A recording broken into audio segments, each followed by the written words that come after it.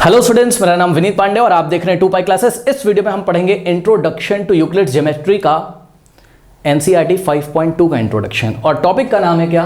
Equivalent version of Euclid's fifth postulate. मतलब हमको पढ़ना क्या है बच्चों? जो फिफ्थ पोस्टुलेट आपने यूक्लिड्स का पढ़ा था, जिसको इस वीडियो में हम रिवाइज करवाएंगे आपको, ठीक है।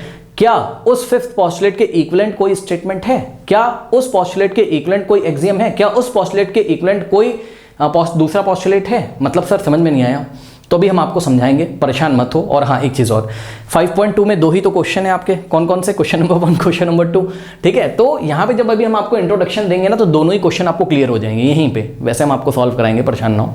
जो बच्चे नए आए हैं, मैं आपको बताना चाहता हूँ बच्चों, अगर आप इस चैनल पर पहुँचे हो, ठीक है ना, तो इस चैनल पर आपको फिजिक्स, केमिस्ट्री एंड मैथमेटिक्स का बहुत ही क्वालिटी कॉन्टेंट मिल जाएगा। बहुत ही क्वालिटी कॉन्टेंट यहाँ पे आपको मिलेगा। फिजिक्स, केमिस्ट्री, मैथमेटिक्स के हर एक चैप्टर को बहुत ही डिटेल में हमने पढ़ाया हुआ है। साथ में एनसीईआरटी के भी सॉल्यूशंस कराए हुए हैं। एनसीईआरटी का अलग प्लेलिस्ट बनाया है। एनसीईआरटी एग्जाम्पलर भी सॉल्व कराया हुआ है। बहुत सारे जो नए बच्चे हैं, मैं आपको बता दूं, आप एनसीईआरटी एग्जाम्पलर जरूर सॉल्व करें। एनसीईआरटी एग्जाम्पलर आपके कॉन्सेप्ट को बहुत अच्छी तरीके से बिल्डअप करेगा, ठीक है। और आप आगे चल के जब कॉम्पिटेटिव लेवल वगैरह के लिए तैयार करते हो, तो एनसीईआरटी एग्जाम्पलर में बेटा बहुत क्वालिटी क्वेश्चन दिए हुए हैं, वहां से आपको बहुत फायदा होने वाला है। बहुत सारे बच्चों को एनसीईआरटी एग्जाम्पलर नहीं पता है, तो आपको बता दूं, जैसे आपकी एनसीईआरटी की बुक है ना बेटा, वैसे ही आपकी एनसीईआरटी एग्जाम्पलर की भी बुक है। मतलब आपने पहले क्या किया, आपने एनसीईआरटी से चैप्टर पढ़ा, या आपने किसी चैनल से देखा, या आपने इसी चैनल से देखा, फिर आपको एनसीईआरटी लगानी है। जब आप एनसीईआरटी पे कॉन्फिडेंट हो जाएं, तो आपको एनसीईआरटी एग्जाम्पलर भी लगानी है। अब देखो बेटा, एनसीईआरटी एग्जाम्पलर थोड़ी सी टफ होती है, ठीक है ना। उसमें क्वालिटी क्वेश्चन होते हैं, बढ़िया क्वेश्चन होते हैं। तो उसका जो सॉल्यूशन है वो हमने अपने चैनल पे अपलोड किया हुआ है। आपको कहाँ मिलेंगे ये सारे chapter solution? NCERT pin comment check करिए। पिन कमेंट क्या होता है? जो कमेंट सबसे ऊपर आ रहा है उसको पिन कमेंट बोलते हैं। वहाँ रीड मोर लिख के आ रहा होगा, उस पर क्लिक करिए। पूरा बच्चों वहाँ पे सॉरी सिलेबस ओपन होके आएगा, ठीक है। वहाँ पर आपको जो भी चैप्टर पढ़ना उस पर आप क्लिक कर दो। एनसीईआरटी एग्जाम्पलर के अलग लिंक दिए, एनसीईआरटी सॉल्यूशन के अलग लिंक दिए, सब कुछ आपको पता चल जाएगा। पिन कमेंट चेक करिए। फिर भी जिनको बच्चों नहीं मिलते हैं लिंक्स, चैप्टर के कहाँ से पढ़ें, एनसीईआरटी कहाँ से पढ़ें, एग्जाम्पलर कहाँ से पढ़ें, तो अगर कोई चैप्टर नहीं मिल रहा है तो इस नंबर पे व्हाट्सअप करिए, 7503644171। मेरा नाम विनीत पांडे। इस नंबर पे आप व्हाट्सअप करोगे तो लिंक यहाँ से आपको सेंड कर देंगे। वैसे व्हाट्सअप करने की आपको जरूरत नहीं पड़ेगी बच्चों, पिन कमेंट में सब कुछ मिल जाएगा, ठीक है ना। नए बच्चों के लिए सारी इन्फॉर्मेशन थी। आइए स्टार्ट करते हैं आज की क्लास। तो बच्चों, इक्विवेलेंट वर्जन का क्या मतलब होता है? इक्विवेलेंट वर्जन मतलब एक इक्विवेलेंट स्टेटमेंट होगा। ये क्या होता है सर, इक्विवेलेंट स्टेटमेंट? अब मेरी बात ध्यान से सुनो, देखो बात समझो। जैसे मान लो कि क्या, मान लो एग्जाम्पल के तौर पे कोई हम लोग का कोई फ्रेंड है और उसका कोई कॉमन फ्रेंड है, रमेश नाम का कोई कॉमन फ्रेंड है। वो मेरा भी दोस्त है और आपका भी दोस्त है, ठीक है। मैंने क्या बोला यार, Ramesh is an honest person, ठीक है, रमेश ईमानदार है। आपने क्या बोला? आपने बोला हाँ यार रमेश है तो बहुत अच्छा बंदा यार, ठीक है। कहीं ना कहीं आप देखो, जो मैंने बोला कि रमेश ईमानदार है यानी कि ऑनेस्ट है, और आपने बोला हाँ यार रमेश बहुत अच्छा बंदा है, तो दोनों स्टेटमेंट क्या है? लगभग इक्विवेलेंट है, मतलब एक जैसे हैं। आप भी उसकी अच्छाई के बारे में बात कर रहे हो, मैं भी उसकी अच्छाई के बारे में बात कर रहा हूं। यानी कि equivalent version of Euclid's fifth postulate, मतलब यूक्लिड्स का जो फिफ्थ पोस्टुलेट था बच्चों, जो कि हमने लास्ट वीडियो में डिटेल में पढ़ाया है। प्लीज पिन कमेंट चेक करें, पहले की वीडियोस देख के आए तब समझ में आएगा। वैसे हम यहाँ पे आपको रिवाइज कराएंगे एक बार फिर से। तो यूक्लिड्स के फिफ्थ पोस्टुलेट में जो भी बात करी गई थी, क्या वही बात दूसरे तरीके से कोई कर सकता है, या किसी ने करी है? तो जवाब है हाँ, करी है। ये स्कॉटिश मैथमेटिशियन बेटा थे, जिनका नाम है क्या? जिनका नाम है John Playfair's. John Playfair. तो जॉन प्ले फ्लेयर्स का एक्सियम फेमस है, प्ले फ्लेयर्स एक्सियम के नाम से। This is means what? Means Playfair's axiom is the equivalent version of Euclid fifth postulate. Euclid fifth postulate में Euclid ने जो बात कही थी, उसी बात को इन्होंने दूसरे तरीके से अपनी एक एक्सियम देके करा, जिसको हम यहां आपको डिटेल में डिस्कस करेंगे, ठीक है। बट इसके पहले आइए रिवाइज कर लेते हैं हम लोग। क्या रिवाइज कर लेते हैं हम लोग? फिफ्थ पोस्टुलेट, P5 का मतलब fifth postulate of Euclid's. Euclid's का फिफ्थ पोस्टुलेट क्या था बेटा? याद करिए, उसमें क्या बोलता था? If a straight line falling on two straight lines make the interior angle on the same side of it taken together less than 2 right angles, then the 2 straight lines is produce indefinitely meet on that side on which the sum of the angle is less than 2 right angles। अब देखिए, तो बहुत सारा लिखा हुआ है, last classes में इस पे मैंने बहुत टाइम दिया है, तो ज़्यादा टाइम ना देते हुए आपको आइए फटाफट रिवाइज करा देते हैं। क्या पढ़ाया गया था वहाँ पर? अगर आपके पास 2 स्ट्रेट लाइन्स हैं बेटा, याद करिए, ये देखिए, अगर आपके पास 2 स्ट्रेट लाइन्स हैं, there are 2 straight lines, let us say, देखिए ये आपका बेटा स्ट्रेट लाइन है AB, करेक्ट, और ये दूसरा स्ट्रेट लाइन है आपका CD, करेक्ट। तो इन दोनों स्ट्रेट लाइन पे अगर कोई एक स्ट्रेट लाइन फॉल करती है, 2 स्ट्रेट लाइन है AB और CD, इस पे अगर एक स्ट्रेट लाइन फॉल करती है, ये देखिए ये एक स्ट्रेट लाइन फॉल करती है बेटा। मान लो कि इस स्ट्रेट लाइन का नाम क्या है? PQ, correct. क्या नाम है इसका? PQ। तो इस स्ट्रेट लाइन के जिस भी साइड, चाहे आप लेफ्ट में देख लो चाहे आप राइट में देख लो, जिस भी साइड इंटीरियर एंगल्स का सम टू राइट एंगल का मतलब 180 डिग्री। भाई वन राइट एंगल कितना होता है 90 डिग्री, तो टू राइट एंगल कितना हो जाएगा 2 × 90 यानी कि 180 डिग्री। तो इस जो फॉलिंग लाइन है, ये जो PQ फॉलिंग लाइन है किसके ऊपर, AB और CD के ऊपर, ये जो PQ फॉलिंग लाइन है इसके जिस भी साइड, इसके दो साइड दिख रहे हैं, एक तो इसका लेफ्ट हैंड साइड है एक तो इसका राइट हैंड साइड है, इसके जिस भी साइड इंटीरियर एंगल्स का जो सम है वो less than two right angle होगा, ठीक है, उस साइड अगर हम AB और CD को इनडेफिनेटली प्रोड्यूस करेंगे यानी कि आगे बढ़ाएंगे तो वो किसी पॉइंट पे मीट करेंगे, यानी कि किसी पॉइंट पे वो इंटरसेक्ट करेंगे, यानी कि किसी पॉइंट पे वो एक दूसरे को काटेंगे। अब ध्यान से बेटा जरा चेक करो, ये वाला जो साइड है PQ का जो राइट हैंड साइड है, यहाँ पे इंटीरियर एंगल का नाम हमने रखा 1 और 2, यही तो इंटीरियर एंगल है ना। तो हमने क्या देखा 1 और 2 का जब हम सम करते हैं बेटा, ध्यान से चेक करो, एंगल 1 और प्लस एंगल 2, जब इसका हमने सम किया तो ये आ गया कितना, ये आ गया बेटा एंगल 1 और प्लस एंगल 2, ये आ गया 180 डिग्री से ग्रेटर, यानी कि टू राइट एंगल से बड़ा हो गया, ये ग्रेटर देन का साइड है, ठीक है ना। तो जिधर इंटीरियर एंगल का सम 180 से बड़ा है उधर नहीं देखना है, जिधर इंटीरियर एंगल्स का सम 180 से लेस है हमको उधर देखना है। यानी कि मान लीजिए एंगल 3 है और ये वाला इंटीरियर एंगल क्या है 4 है, तो आपने क्या देखा कि अगर हम एंगल 3 और एंगल 4 को अगर ऐड करें तो वो क्या आएगा, लेस देन 180 आ रहा है यहाँ पर, ठीक है ना। मान लीजिए कि एंगल 3 प्लस एंगल 4 को हमने D से मेजर किया और उनका जो सम है वो टू राइट एंगल से लेस आया, तो इसका मतलब जिस साइड ऐसा हो रहा है, किस साइड हो रहा है, PQ के लेफ्ट हैंड साइड ऐसा हो रहा है, क्या हो रहा है कि टू इंटीरियर एंगल्स का सम टू राइट एंगल से क्या है, लेस है, ठीक है ना। तो उस साइड अगर हम इन दोनों लाइंस, कौन सी दो लाइंस, AB और CD को इनडेफिनेटली प्रोड्यूस करेंगे, इनडेफिनेटली मतलब बहुत आगे तक अगर हम उसको बढ़ाते जाएंगे तो वो दोनों लाइंस एक दूसरे को एक पॉइंट पे इंटरसेक्ट करेंगी। यानी कि ध्यान से चेक करो, AB को अगर हम ये देखिए इनडेफिनेटली प्रोड्यूस करें और इसी तरीके से CD को अगर हम इनडेफिनेटली प्रोड्यूस करें तो आप क्लियरली देख सकते हो, ये देखिए ये इस पॉइंट पे यहाँ पर कहीं पे मीट कर रही हैं, करेक्ट। कोई डाउट है बताइए, ठीक है।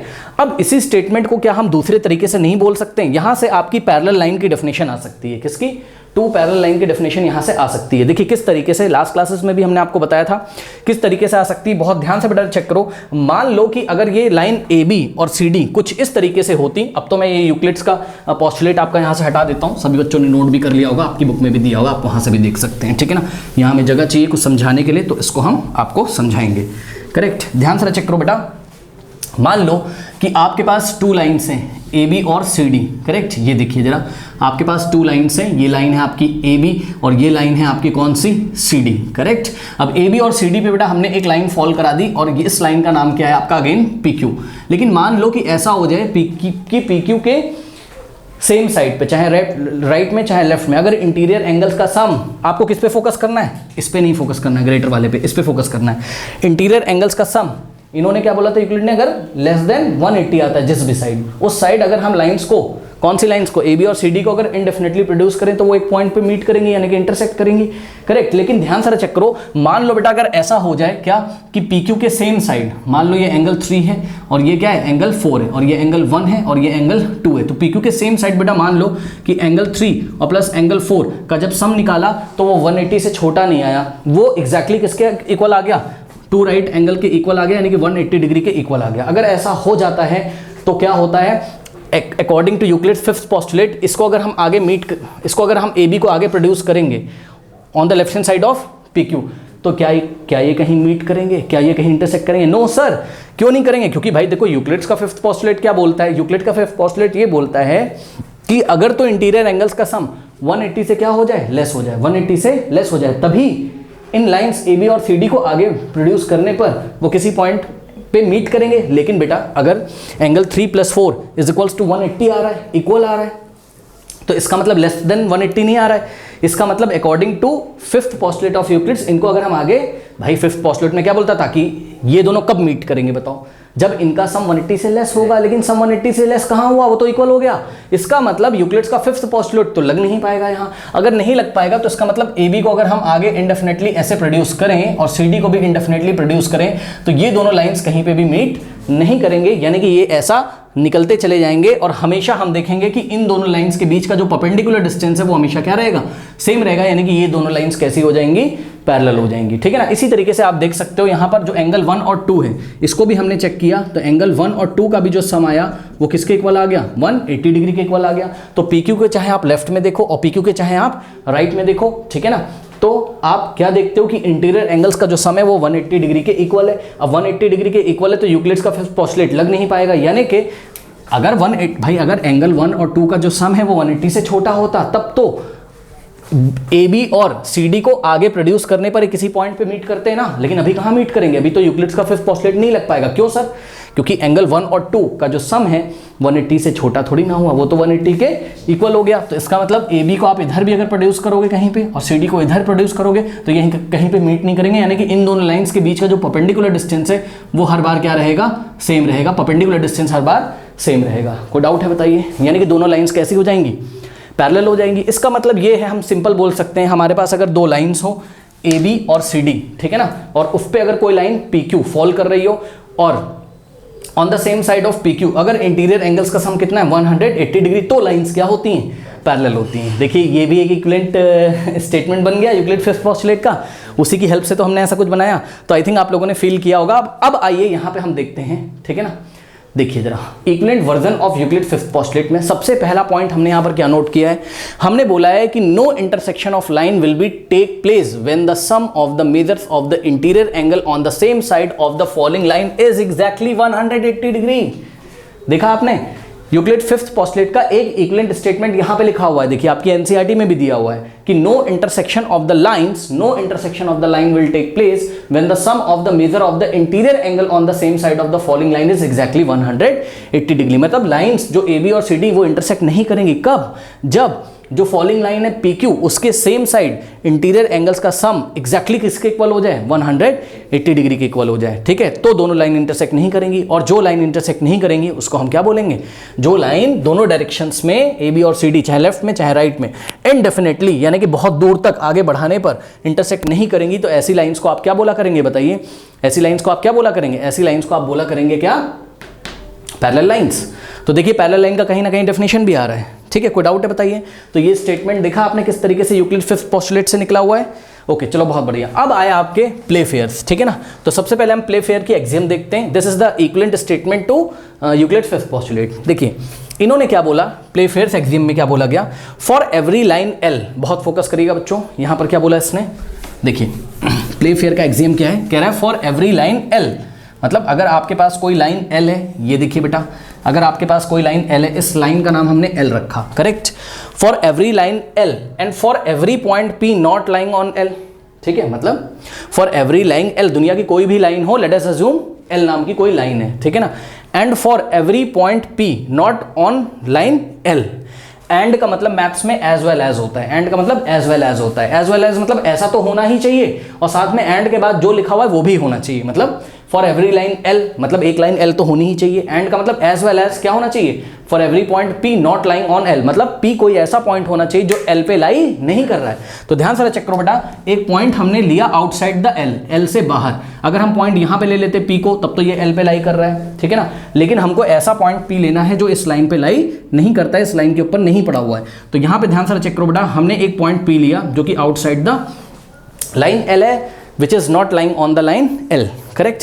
कह रहा there exist a unique line M, ध्यान से चेक करो, there exist a unique line M, बेटा M नाम की एक यूनिक लाइन पास करेगी, यूनिक मतलब केवल एक और एक ही ऐसी लाइन होगी जिसका नाम क्या है, M है, करेक्ट, यूनिक है, ऐसी कोई दूसरी लाइन पॉसिबल नहीं है। सुन लो पहले ध्यान से, कहता है कि there exist a unique line M passing through P and parallel to L, check करिए, कह रहा there exist a unique line M passing through P and parallel to line L, मतलब इस पॉइंट P से एक यूनिक लाइन पास कर सकती है, एक और केवल एक ही लाइन यूनिक लाइन पास कर सकती है, लेट अस अज्यूम जिसका नाम क्या है, M है, जो कहां से पास करती है, पॉइंट P से, और पैरेलल किसके, लाइन L के। यानी कि ये कहना चाहते हैं क्या कि अगर हम किसी लाइन L के बाहर कोई पॉइंट P लें तो वहां से केवल एक और एक ही ऐसी लाइन होगी जो पास कर सकती है जो कि L के पैरेलल हो, एक से ज्यादा ऐसी लाइंस नहीं हो सकती जो L के पैरेलल हो। सर समझ में नहीं आया तो मेरी बात ध्यान से सुनो। मान लो अभी हमने क्या बोला आपके सामने यहाँ पे कि M is parallel to what, ये पैरेलल का साइन होता है, आप लाइन्स एंड एंगल्स वाले चैप्टर में पढ़ोगे। ऐसे हम 2 लाइन्स लगा देते हैं तो हम इसको क्या पढ़ते हैं, line M is parallel to line L, M is parallel to line L, correct. अब मेरी बात ध्यान से सुनो, तो यहां पर आपको क्या बता दिया गया, M is parallel to line L, correct. अब सुनो मेरी बात, सर समझ में नहीं आया तो मेरी बात सुनो भाई। मान लो कि पॉइंट P से एक और लाइन अगर आप पास करा रहे हो तो आप थोड़ा सा फील करो इसको, बस प्रूव नहीं करेंगे, आप थोड़ा फील करो बेटा। मान लो पॉइंट P से M के अलावा कोई दूसरी अगर लाइन पास हो रही है, यहां पे ध्यान से चेक करिए, ये देखिए इस लाइन को देखिए बेटा, इस लाइन का नाम बेटा आप कुछ भी रख दो, लेट अस से Q लाइन है ये, ठीक है। इस लाइन का नाम क्या है, मान लो Q है। तो बेटा एक काम चेक करिए आप यहाँ पर, क्या Q L के पैरेलल है, बताइए। नहीं, नो सर, भाई चेक करो ना, Q क्या L के पैरेलल है? नहीं सर, क्यों? आप देख रहे हो क्लियरली, अगर हम Q को ऐसा इंडेफिनेटली आगे प्रोड्यूस करें और L को भी इंडेफिनेटली प्रोड्यूस करें तो ये वाले पॉइंट पे इंटरसेक्ट कर जाएंगे, यानी कि जो Q है वो L के पैरेलल नहीं है, ठीक है। यही तो वो बता रहा है क्या, कि लाइन L के बाहर अगर कोई पॉइंट P पड़ा होता है तो वहां से केवल एक ही लाइन ऐसी जाती है जो L के क्या होगी, पैरेलल। अगर इस पॉइंट P से आप M के अलावा कोई दूसरी लाइन के बारे में अगर आप सोचोगे तो वो लाइन पक्का L के पैरेलल नहीं होगी, ठीक है। सुन लो मेरी बात, इस पॉइंट से कितनी लाइन जा सकती हैं, तो जवाब है इस पॉइंट से इनफाइनाइटली मेनी लाइन जा सकती हैं। इस पॉइंट से बहुत सारी लाइन पास हो सकती हैं P से। P की विशेषता क्या है, जो पॉइंट P है वो लाइन L के बाहर कहीं लाई कर रहा है, पॉइंट P से बहुत सारी लाइन जा सकती है, लेकिन उन सारी लाइंस में से केवल एक ही लाइन ऐसी होगी जो L के क्या होगी, पैरेलल, ठीक है। आप खुद दिमाग लगा लो, देखो P से बेटा ये भी जा रही है, ये देखिए, मान लीजिए इस लाइन का नाम हमने स्मॉल n रखा, बेटा n जो है n भी L के पैरेलल नहीं है, जा तो वो P से रही है। क्यों सर? क्योंकि n को अगर आप आगे इंडेफिनेटली प्रोड्यूस करोगे तो वो L को इंटरसेक्ट कर देगी कि नहीं कर देगी, बताइए। ये देखिए, कोई डाउट है, बताइए। ओके, यानी कि वो क्या कहना चाहते हैं, वो कहना चाहते हैं अगर आपके पास कोई लाइन L है तो उस लाइन के बाहर अगर कोई पॉइंट P है तो वहां से केवल एक ही लाइन ऐसी पास होगी जो उस लाइन L के क्या होगी, पैरेलल होगी, ठीक है ना। बात समझ में आई कि नहीं आई? अब कुछ बच्चे ये सोच रहे होंगे एक लाइन की क्या एक ही पैरेलल लाइन होती है? जी नहीं, एक लाइन की एक से ज्यादा पैरेलल लाइन हो सकती है। कैसे सर, कैसे सर, कैसे सर? सुनो ध्यान से बेटा, मान लो कि देखो ये लाइन L है आपके पास, करेक्ट। देखो L के पैरेलल ये रही आपकी, देखिए M, और ये रही आपकी, देखिए बेटा मान लो लाइन का नाम R है, ये रही बेटा आपकी, मान लो लाइन का नाम बेटा कुछ भी रख दो, लाइन का नाम T है। तो आप देखो T R के पैरेलल है, R M के पैरेलल है, M L के पैरेलल है, L R के पैरेलल है, L T के पैरेलल है, T M के पैरेलल है, सब आपस में पैरेलल है। ये क्या हो गया सर? भाई मेरी बात ध्यान से सुनो, जब हम बोल रहे हैं L is parallel to M, जब हम बोल रहे हैं L is parallel to M, तो बहुत ध्यान से चेक करिए, जो M है वो किसी पॉइंट P से ही तो पास हो रहा है, जो पॉइंट P L पे लाई नहीं कर रहा है। इसी तरीके से अगर R है तो वो भी तो किसी पॉइंट से पास कर रहा है, लेट अस से Q से, और जो T है वो लेट अस से पॉइंट S से पास कर रहा है। उसने यही तो बोला था, किसी लाइन L के आउटसाइड अगर कोई पॉइंट P हो तो वहां से एक लाइन पास कर सकती है। अब चेक करो, पॉइंट लाइन L के आउटसाइड तो भाई बहुत सारे पॉइंट्स हैं, हाँ बताओ। लाइन L के बाहर तो बहुत सारे पॉइंट्स हैं, P भी है तो वहाँ से एक पैरेलल लाइन जाएगी, Q भी है तो वहाँ से भी एक पैरेलल लाइन जाएगी, तो S भी एक पॉइंट है। अभी समझ में नहीं आया सर? तो सुनो मेरी बात ध्यान से, वो ये कहना चाहता था कि अगर आपके पास कोई लाइन L है और इस लाइन के बाहर कोई भी पॉइंट है, लेट अस से P, तो बेटा P से एक पैरेलल लाइन जाएगी, बात समझ में आ गई, जो कि यूनिक होगी, ठीक है। अब P से कोई दूसरी लाइन ऐसी नहीं जा सकती जो L के क्या हो, पैरेलल हो, करेक्ट। इसी तरीके से L के बाहर कोई पॉइंट, यहाँ पे देखिए बेटा R पड़ा हुआ है, ठीक है, तो R से भी एक लाइन जाएगी, ठीक है, जो कि किसके पैरेलल होगी, L के। अब R से कोई दूसरी लाइन नहीं जा सकती है जो कि L के क्या हो, पैरेलल हो। आई थिंक बात आपको समझ में आई होगी। तो आप ये मत समझिएगा कि एक लाइन की केवल एक ही पैरेलल लाइन होती, नहीं, एक लाइन की एक से ज्यादा पैरेलल लाइंस हो सकती। क्यों सर?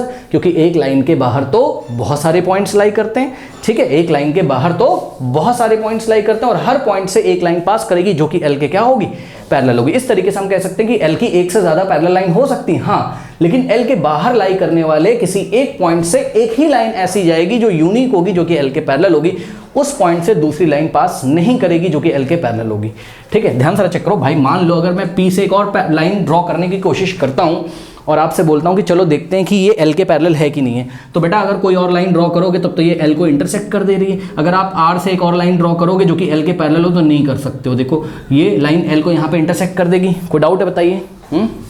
तो अब आपको ये बात समझ में आया होगा प्लेफेयर्स का एक्सियम, ठीक है। For every line L and for every point P not lying on L there exist a unique line M passing through P and parallel to L।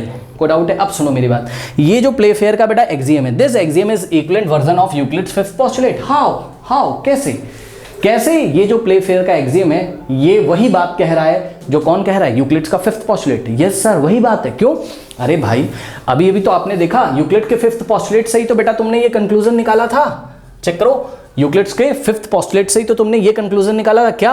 कि no intersecting of lines will be take place when the sum of the major of the interior angles on the same side of the following line is exactly 180 degree. मतलब कि lines का intersection नहीं होगा। अगर आपके पास दो lines हैं तो उनका इंटरसेक्शन नहीं होगा। कब? जब इस पे फॉल करने वाली लाइन PQ के सेम साइड इंटीरियर एंगल का सम कितना होगा? 180 के इक्वल होगा। तो लाइन इंटरसेक्ट नहीं करेंगी, मतलब क्या? मतलब क्या? लाइन अगर नहीं इंटरसेक्ट करेंगी मतलब लाइन पैरेलल हो गई ना। तो मेरी बात ध्यान से सुनो, यूक्लिड्स का फर्स्ट पोस्टुलेट क्या बोलता था? कि PQ के सेम साइड अगर इंटीरियर एंगल का सम 180 से लेस है तब तो इंटरसेक्ट करेंगी। फिर हमने क्या बोला? कि PQ के सेम साइड अगर इंटीरियर एंगल का सम 180 के इक्वल है तब वो कभी भी इंटरसेक्ट नहीं करेंगी। यही बात है, कभी भी इंटरसेक्ट नहीं करेंगी का क्या मतलब है बताओ? मतलब लाइन पैरेलल होंगी। यानी कि आपने यूक्लिड्स के फिफ्थ पोस्टुलेट से ही तो ये बात निकाल के लेके आए हो कि नहीं? बताओ, ये बात आप कहां से निकाल के लेके आए हो? यूक्लिड्स के फिफ्थ पोस्टुलेट से। क्योंकि फिफ्थ पोस्टुलेट क्या बोलता था? कि अगर इंटीरियर एंगल का सम 180 के से क्या है? लेस है, तब AB और CD को इंडेफिनेटली प्रोड्यूस करने से किसी पॉइंट P पे मीट करेगी। तो हमने दिमाग लगाया, हमने सोचा अच्छा इसका मतलब ये है PQ के सेम साइड अगर इंटीरियर एंगल का सम कितना है? 180 के इक्वल है, तो इसका मतलब कि ये इंटरसेक्ट नहीं करेंगी। अरे इंटरसेक्ट नहीं करेंगी का क्या मतलब है? मतलब वो क्या होंगी? पैरेलल होंगी। यानी कि ये जो स्टेटमेंट निकल के आया है एनसीईआरटी में, ये यूक्लिड्स का क्या है? इक्विवेलेंट वर्जन है ना फिफ्थ पोस्टुलेट का। ये भी स्टेटमेंट इक्विवेलेंट वर्जन है। ये किसके बारे में बात कर रहा है? ये एक तरीके से बेटा घुमा फिरा के किसके बारे में बात कर रहा है बताइए? पैरेलल लाइंस के बारे में बात कर रहा है कि नहीं? कि दो लाइंस कब पैरेलल होंगी? जब उस पर एक फॉलिंग लाइन हो, उस पर एक फॉलिंग लाइन PQ हो और उसके सेम साइड इंटीरियर एंगल्स का सम 180 के इक्वल हो। मतलब ये वाली जो स्टेटमेंट एनसीईआरटी ने लिखी है ये equivalent version of Euclid's fifth postulate ही एक तरीके से। जो बात फिफ्थ पोस्टुलेट कर रहा था वही घुमा फिरा के ये भी कर रहा है। अब आप सुनो ध्यान से, इस स्टेटमेंट में पैरेलल लाइंस के बारे में थोड़ी बहुत बात कर दी गई और प्ले फेयर का एक्सियम भी तो किसके बारे में बात करता है? पैरेलल लाइंस के बारे में। तो ये सब स्टेटमेंट आपस में क्या है? इक्वल, मतलब इक्विवेलेंट है एक दूसरे के, इक्विवेलेंट वर्जन है। इसीलिए हम प्ले फेयर एक्सियम को क्या बोलते हैं? Equivalent version of Euclid's fifth postulate. I think आपको समझ में आया होगा, कोई डाउट है? अब सुनो, अब एनसीईआरटी कहता है कि ये जो लाइन बोली, ये जो एक्सियम बोली किसने? प्ले फेयर ने, कि for every line L and for every point P not lying on L there exist a unique line M passing through P and parallel to L। इस स्टेटमेंट को हम ऐसे भी दिखा सकते हैं। कैसे sir? Two distinct intersecting line, two distinct मतलब दो अलग अलग intersecting lines can not be parallel to the same. ये क्या बोल दिया सर? बहुत ध्यान से चेक करो। कह रहा है, क्या कह रहा है इस स्टेटमेंट? टू डिस्टिंक्ट लाइन, बहुत ध्यान से पढ़ें क्या कह रहा है? टू डिस्टिंक्ट इंटरसेक्टिंग लाइन, मतलब बेटा आपके पास क्या होनी चाहिए बताइए? टू डिस्टिंक्ट इंटरसेक्टिंग लाइन्स होनी चाहिए। दो अलग अलग लाइन्स होनी चाहिए जो कि आपस में क्या कर रही हूँ? इंटरसेक्ट कर रही हूँ। कह रहा है can not be parallel to the same. ये दोनों लाइन एक ही टाइम पर सेम लाइन के पैरेलल नहीं हो सकती। समझ में नहीं आया सर? तो सुनो बेटा, बहुत ध्यान से चेक करो। मान लो कि हमारे पास टू लाइन्स हैं जो कि आपस में कैसी हैं? इंटरसेक्टिंग है। तो लाइन बेटा, इस लाइन का नाम रख दो लाइन T, और ये देखो बेटा बहुत ध्यान से चेक करो, ये लाइन है आपकी, ये लाइन देखिए, ये वाली लाइन है, इसका नाम मैंने रखा लाइन, कुछ भी रख दो यार, N। तो अभी देखो N और T क्या कर रही हैं? इंटरसेक्ट कर रही हैं कि नहीं कर रही हैं बताइए? कर रही है ना। लाइन T और N इंटरसेक्ट कर रही हैं। कौन से पॉइंट पे? Late us say capital M point पे। सुनो, तो वो यही कह रहा है कि दो लाइन अगर इंटरसेक्टिंग हो और अलग अलग हो, चेक करो ये प्लेन में अलग अलग लाइन है, T एक अलग लाइन है, N एक अलग लाइन है, जो कि पॉइंट M पे क्या कर रही है? इंटरसेक्ट कर रही है। तो कह रहा है एक ही टाइम पे ये सेम लाइन के पैरेलल नहीं होंगी। मतलब सर सुनो, मान लो बेटा कि एक लाइन हमारे पास ये वाली देखिए जरा, ये लाइन है, ठीक है ना? ये देखो, इस लाइन को देखो बेटा, ये इस लाइन को, ठीक है ना? तो इस लाइन का कुछ नाम रख दो बेटा। लेट अस से इस लाइन का नाम क्या है? ऐसे। बेटा आप क्लियरली देख लो, टू इंटरसेक्टिंग लाइन कौन कौन सी थी बताइए? टू इंटरसेक्टिंग लाइंस का पहले आप मुझे नाम बताइए, कौन कौन थी टू इंटरसेक्टिंग लाइंस बताइए?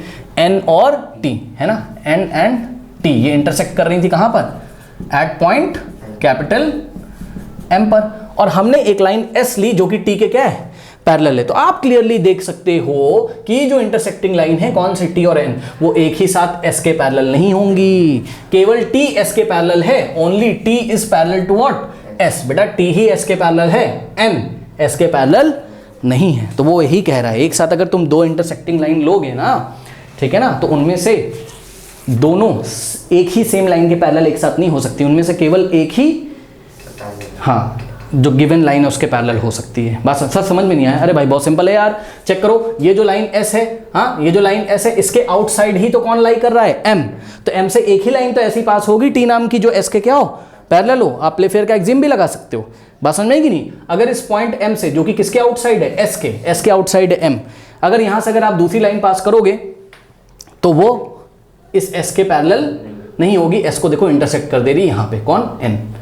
अब सुनो मेरी बात, सुनो बेटा, इसमें आप कुछ भी लगा के देख लो, सब कुछ सही बैठेगा। यूक्लिड्स का फिफ्थ पोस्टुलेट लगा लोगे, अगर पता है क्या होगा, सुनो, यूक्लिड्स का फिफ्थ पोस्टुलेट लगा लोगे तो S और T क्या हो जाएंगी? आपकी दो लाइंस हो जाएंगी, और N क्या हो जाएगी इसके ऊपर? Falling line. N क्या हो जाएगी इसके ऊपर? Falling line. फिर ये हो गया एंगल 1 और ये हो गया एंगल 2। जब एंगल 1 और 2 का सम निकालोगे बेटा तो क्या आएगा? 180 के इक्वल आएगा। यानी कि ये n के on the same side interior angle का सम 1 और 2 का 180 है, तो इधर अगर आप इसको इंडेफिनेटली प्रोड्यूस करोगे, किसको? T और S को, तो ये कहीं पे भी मीट नहीं करेंगी। इसी तरीके से यहाँ पे जो है एंगल है 3 और यहाँ पे जो एंगल है 4, तो आप चेक करोगे तो एंगल 3 और एंगल 4 का जो सम है बेटा वो भी 180 आएगा, और इसको आप इंडेफिनेटली ऐसे प्रोड्यूस करोगे तो लाइन n के right hand side interior angle का जो सम है वो 180 के इक्वल है। तो इसको अगर हम किसको, लाइन T को और S को n के राइट हैंड साइड अगर हम इंडेफिनेटली एक्सटेंड करें या प्रोड्यूस करें तो ये कहीं पे मीट नहीं करेंगी, यानी कि आपकी T और S क्या है? पैरेलल है। तो सारे स्टेटमेंट एक दूसरे से क्या है? इंटर रिलेटेड हैं, सब एक दूसरे का क्या है? इक्विवेलेंट वर्जन है। करेक्ट? तो ये सारी चीजें आप लोग नोट कर लीजिए। बढ़ते हैं हम लोग आगे डिस्कशन पे। ओके, नोट कर लीजिए। नाउ स्टूडेंट्स, अब हम आगे डिस्कस करते हैं, और ध्यान से चेक करिए एनसीईआरटी में पेज नंबर 87 पे आप देखोगे तो ये देखिए एक बॉक्स में एक फिगर बना हुआ है। यहाँ पे ये फिगर हमने बोर्ड में बनाने की कोशिश करी, और यहाँ बॉक्स में ये जो आपका एक बॉक्स है, रेक्टेंगुलर बॉक्स, इसमें कुछ डिस्कशन किया गया है। तो इस डिस्कशन को हम यहाँ पे करेंगे। एनसीईआरटी बुक आपके पास होगी, आप इसको पढ़ भी सकते हो, ठीक है ना। अब देखिए, बात समझिएगा, यहाँ पे हमारे पास एक बॉल भी, इससे भी हम आपको कुछ समझाएंगे। बहुत ही इंपॉर्टेंट डिस्कशन है और ये आपको पता ही होना चाहिए। देखिए हुआ क्या है, हिस्ट्री में अगर हम जाएं, ठीक है, तो हिस्ट्री में यूक्लिड्स ने जो अपना फिफ्थ पोस्टुलेट दिया, जो कि हमने आपको समझाया, ठीक है, तो यूक्लिड्स का जो फिफ्थ पोस्टुलेट था वो कभी भी ना उसको प्रूव नहीं करना चाहता था, ठीक है ना। बोलता था हाँ भाई ठीक है ये पोस्टुलेट है और इसको हम ज्योमेट्री में अप्लाई कर सकते हैं, और इसको वो प्रूव नहीं करना चाहता था, ठीक है ना। बट बाकी सारे जो मैथमेटिशियन थे उसने उसको पानी पे चढ़ा दिया। किसको? यूक्लिड्स को। बोला कि भाई देखो ये जो तुम्हारा यूक्लिड्स, तुम्हारा जो फिफ्थ पोस्टुलेट है ना, ये एक तरीके की थ्योरम है, और थ्योरम को तो प्रूव किया जा सकता है। तो बोला कि जो तुम्हारे फिफ्थ, अदर मैथमेटिशियन ने यूक्लिड को बोला जो तुम्हारा फिफ्थ पोस्टुलेट है ना, इसको ना तुम प्रूव करने की कोशिश करो, हो जाएगा, ये थ्योरम है एक तरीके का, ठीक है ना। तो यूक्लिड ने पूछा कैसे प्रूव करें, तो सभी ने बोला कि एक काम करो, तुम कोशिश करो जितने भी एग्जाम्स तुम्हारी बुक में लिखे हुए हैं और जितने भी बाकी 4 पोस्टुलेट जो हैं उसकी हेल्प से तुम इस फिफ्थ पोस्टुलेट को प्रूव करो। तो यूक्लिड को लोगों ने पानी पे चढ़ा दिया, भाई तुम अपने फिफ्थ पोस्टुलेट को प्रूव करो, ठीक है, ओके।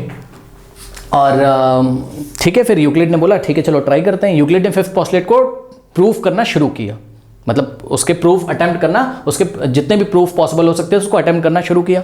और साथ में Euclid tried to prove his 28 theorem using his fifth postulate, ठीक है। साथ में और भी कोई 28 थ्योरम्स थी उनकी, उनको भी उसने फिफ्थ पोस्टुलेट की हेल्प से प्रूव करना ट्राई किया, बट वो फेल हो गया, but he failed.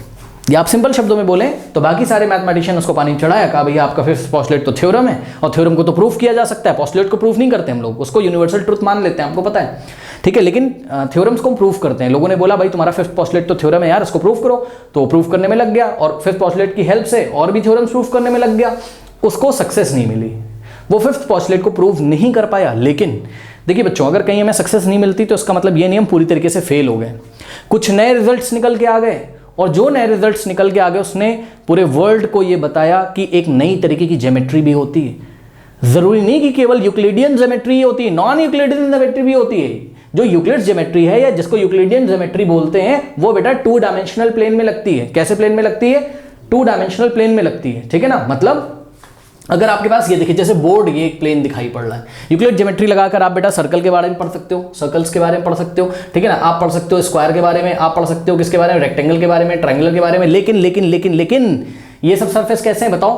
Plane surface है। चेक करो ना, ये कैसे है? प्लेन सरफेस है। लेकिन बेटा ये वाला सरफेस देखो जरा, ये वाला सरफेस देखो, ये कैसा है? कर्व सरफेस है, घूमा हुआ सरफेस है। अरे सरफेस तो ये भी है, ये भी सरफेस है ना, बट ये प्लेन नहीं है, ये क्या है? ऐसे घूमा हुआ है, ये ऐसे कर्व है।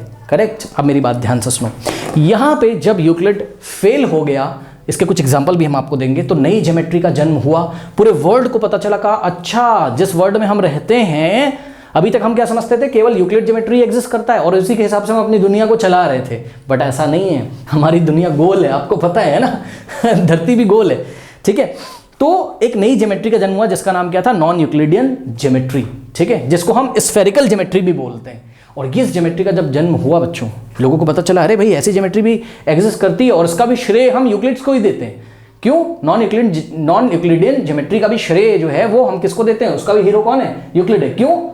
क्योंकि इसी ने तो अपनी पोस्टुलेट नंबर 5 को प्रूव करने की कोशिश करी, जिसमें वो फेल होता गया और फेल होने में भी उसको बहुत सारे रिजल्ट का पता चला, जिससे ये पता चला कि भाई प्लेन फिगर्स के अलावा भी हम कर्व, प्लेन सरफेस के अलावा भी हम कर्व सरफेस का अध्ययन कर सकते हैं, उसकी भी स्टडी कर सकते हैं, और वो जिस ज्योमेट्री में होगा उसको हम क्या बोलेंगे, नॉन यूक्लिडियन ज्योमेट्री। अब सुनो मेरी बात ध्यान से सुनो, पता है यहां से फिजिक्स को बहुत ही बड़ा बूस्टअप मिला, केमिस्ट्री को बहुत बड़ा बूस्टअप मिला, क्योंकि फिजिक्स और केमिस्ट्री, फिजिक्स की एक ब्रांच होती है एस्ट्रोनॉमी एंड एस्ट्रोफिजिक्स, वहां पे आप ब्रह्मांड के बारे में जो जितने भी सेलेशियल बॉडीज हैं उनकी आप स्टडी करते हो और भी सारी आप स्टडी करते हो, तो वहां पे आप देखोगे स्फेरिकल ज्योमेट्री का यूज किया जाता है। यूक्लिड्स ने अगर ये अटेम्प्ट ना किया होता तो नॉन यूक्लिडियन ज्योमेट्री का जन्म नहीं होता और वर्ल्ड को और अच्छी तरीके से हम समझने में कामयाब नहीं हो पाते। अच्छा सर, अब सुनो ध्यान से ना, यही बात हमने लिखी हुई यहाँ पे, आप नोट कर लें। Euclid's tried to prove his 28th theorem using his 5th postulate but he failed, but these effort gave the criteria of several other geometries, they are called non Euclidean geometries, और spherical geometry भी इसको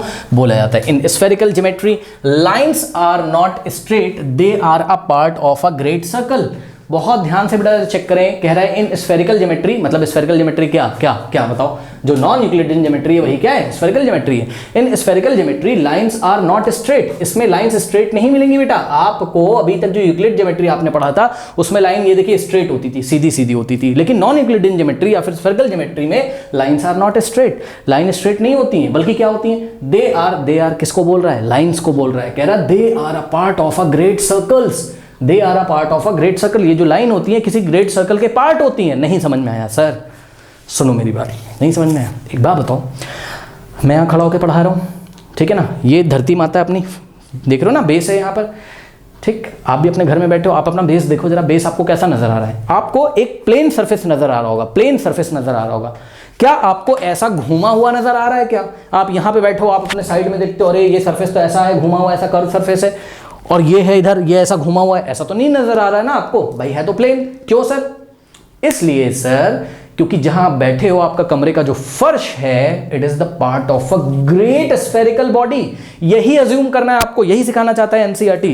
क्या बेटा ध्यान से check करो, बहुत बड़ा सा आपका जो अर्थ है, बहुत बड़ा स्फेयर है, अर्थ बहुत बड़ा स्फेयर है। कैसे सर? एक काम करो, आप एक काम करो, स्पेसशिप में बैठो, ऊपर निकल जाओ, और मान लो आप सुपरमैन हो, आप सब कुछ देख सकते हो, बादलों के आर पार, क्लाउड्स को चीरते हुए सब कुछ आप देख सकते हो। तो ऊपर से जब आप देखोगे जाके अर्थ प्लैनेट को ऐसा, तो आपको क्या दिखाई पड़ेगा? बड़ा सा बॉल, ऐसे स्फेरिकल शेप का आपको दिखाई पड़ेगा, ठीक है। लेकिन ऊपर से जब आप देख रहे हो तो आप कह रहे हो अरे वाह ये तो कर्व है, ये प्लेन सरफेस नहीं है, ये कैसा है? कर्व है। लेकिन जब आप नीचे आके अपने कमरे में बैठ के देखते हो तो आपको महसूस ही नहीं होता है कि ये क्या है, कर्व है। जैसे कि आप अगर पुराने जमाने में चले जाओ तो लोग क्या समझते थे बताओ, कि सरफेस ऐसा प्लेन है, और अगर हम चलते चले आएंगे तो कहीं ये प्लेन खत्म होगा और हम कहीं गिर जाएंगे, यही सोचते थे। लेकिन ये नहीं कोई सोचता है कि यहाँ से अगर हम चलेंगे, यहाँ से चलेंगे और वापस कहाँ पहुँच जाएंगे, यहीं पे। ये क्या है? कर्व सरफेस है।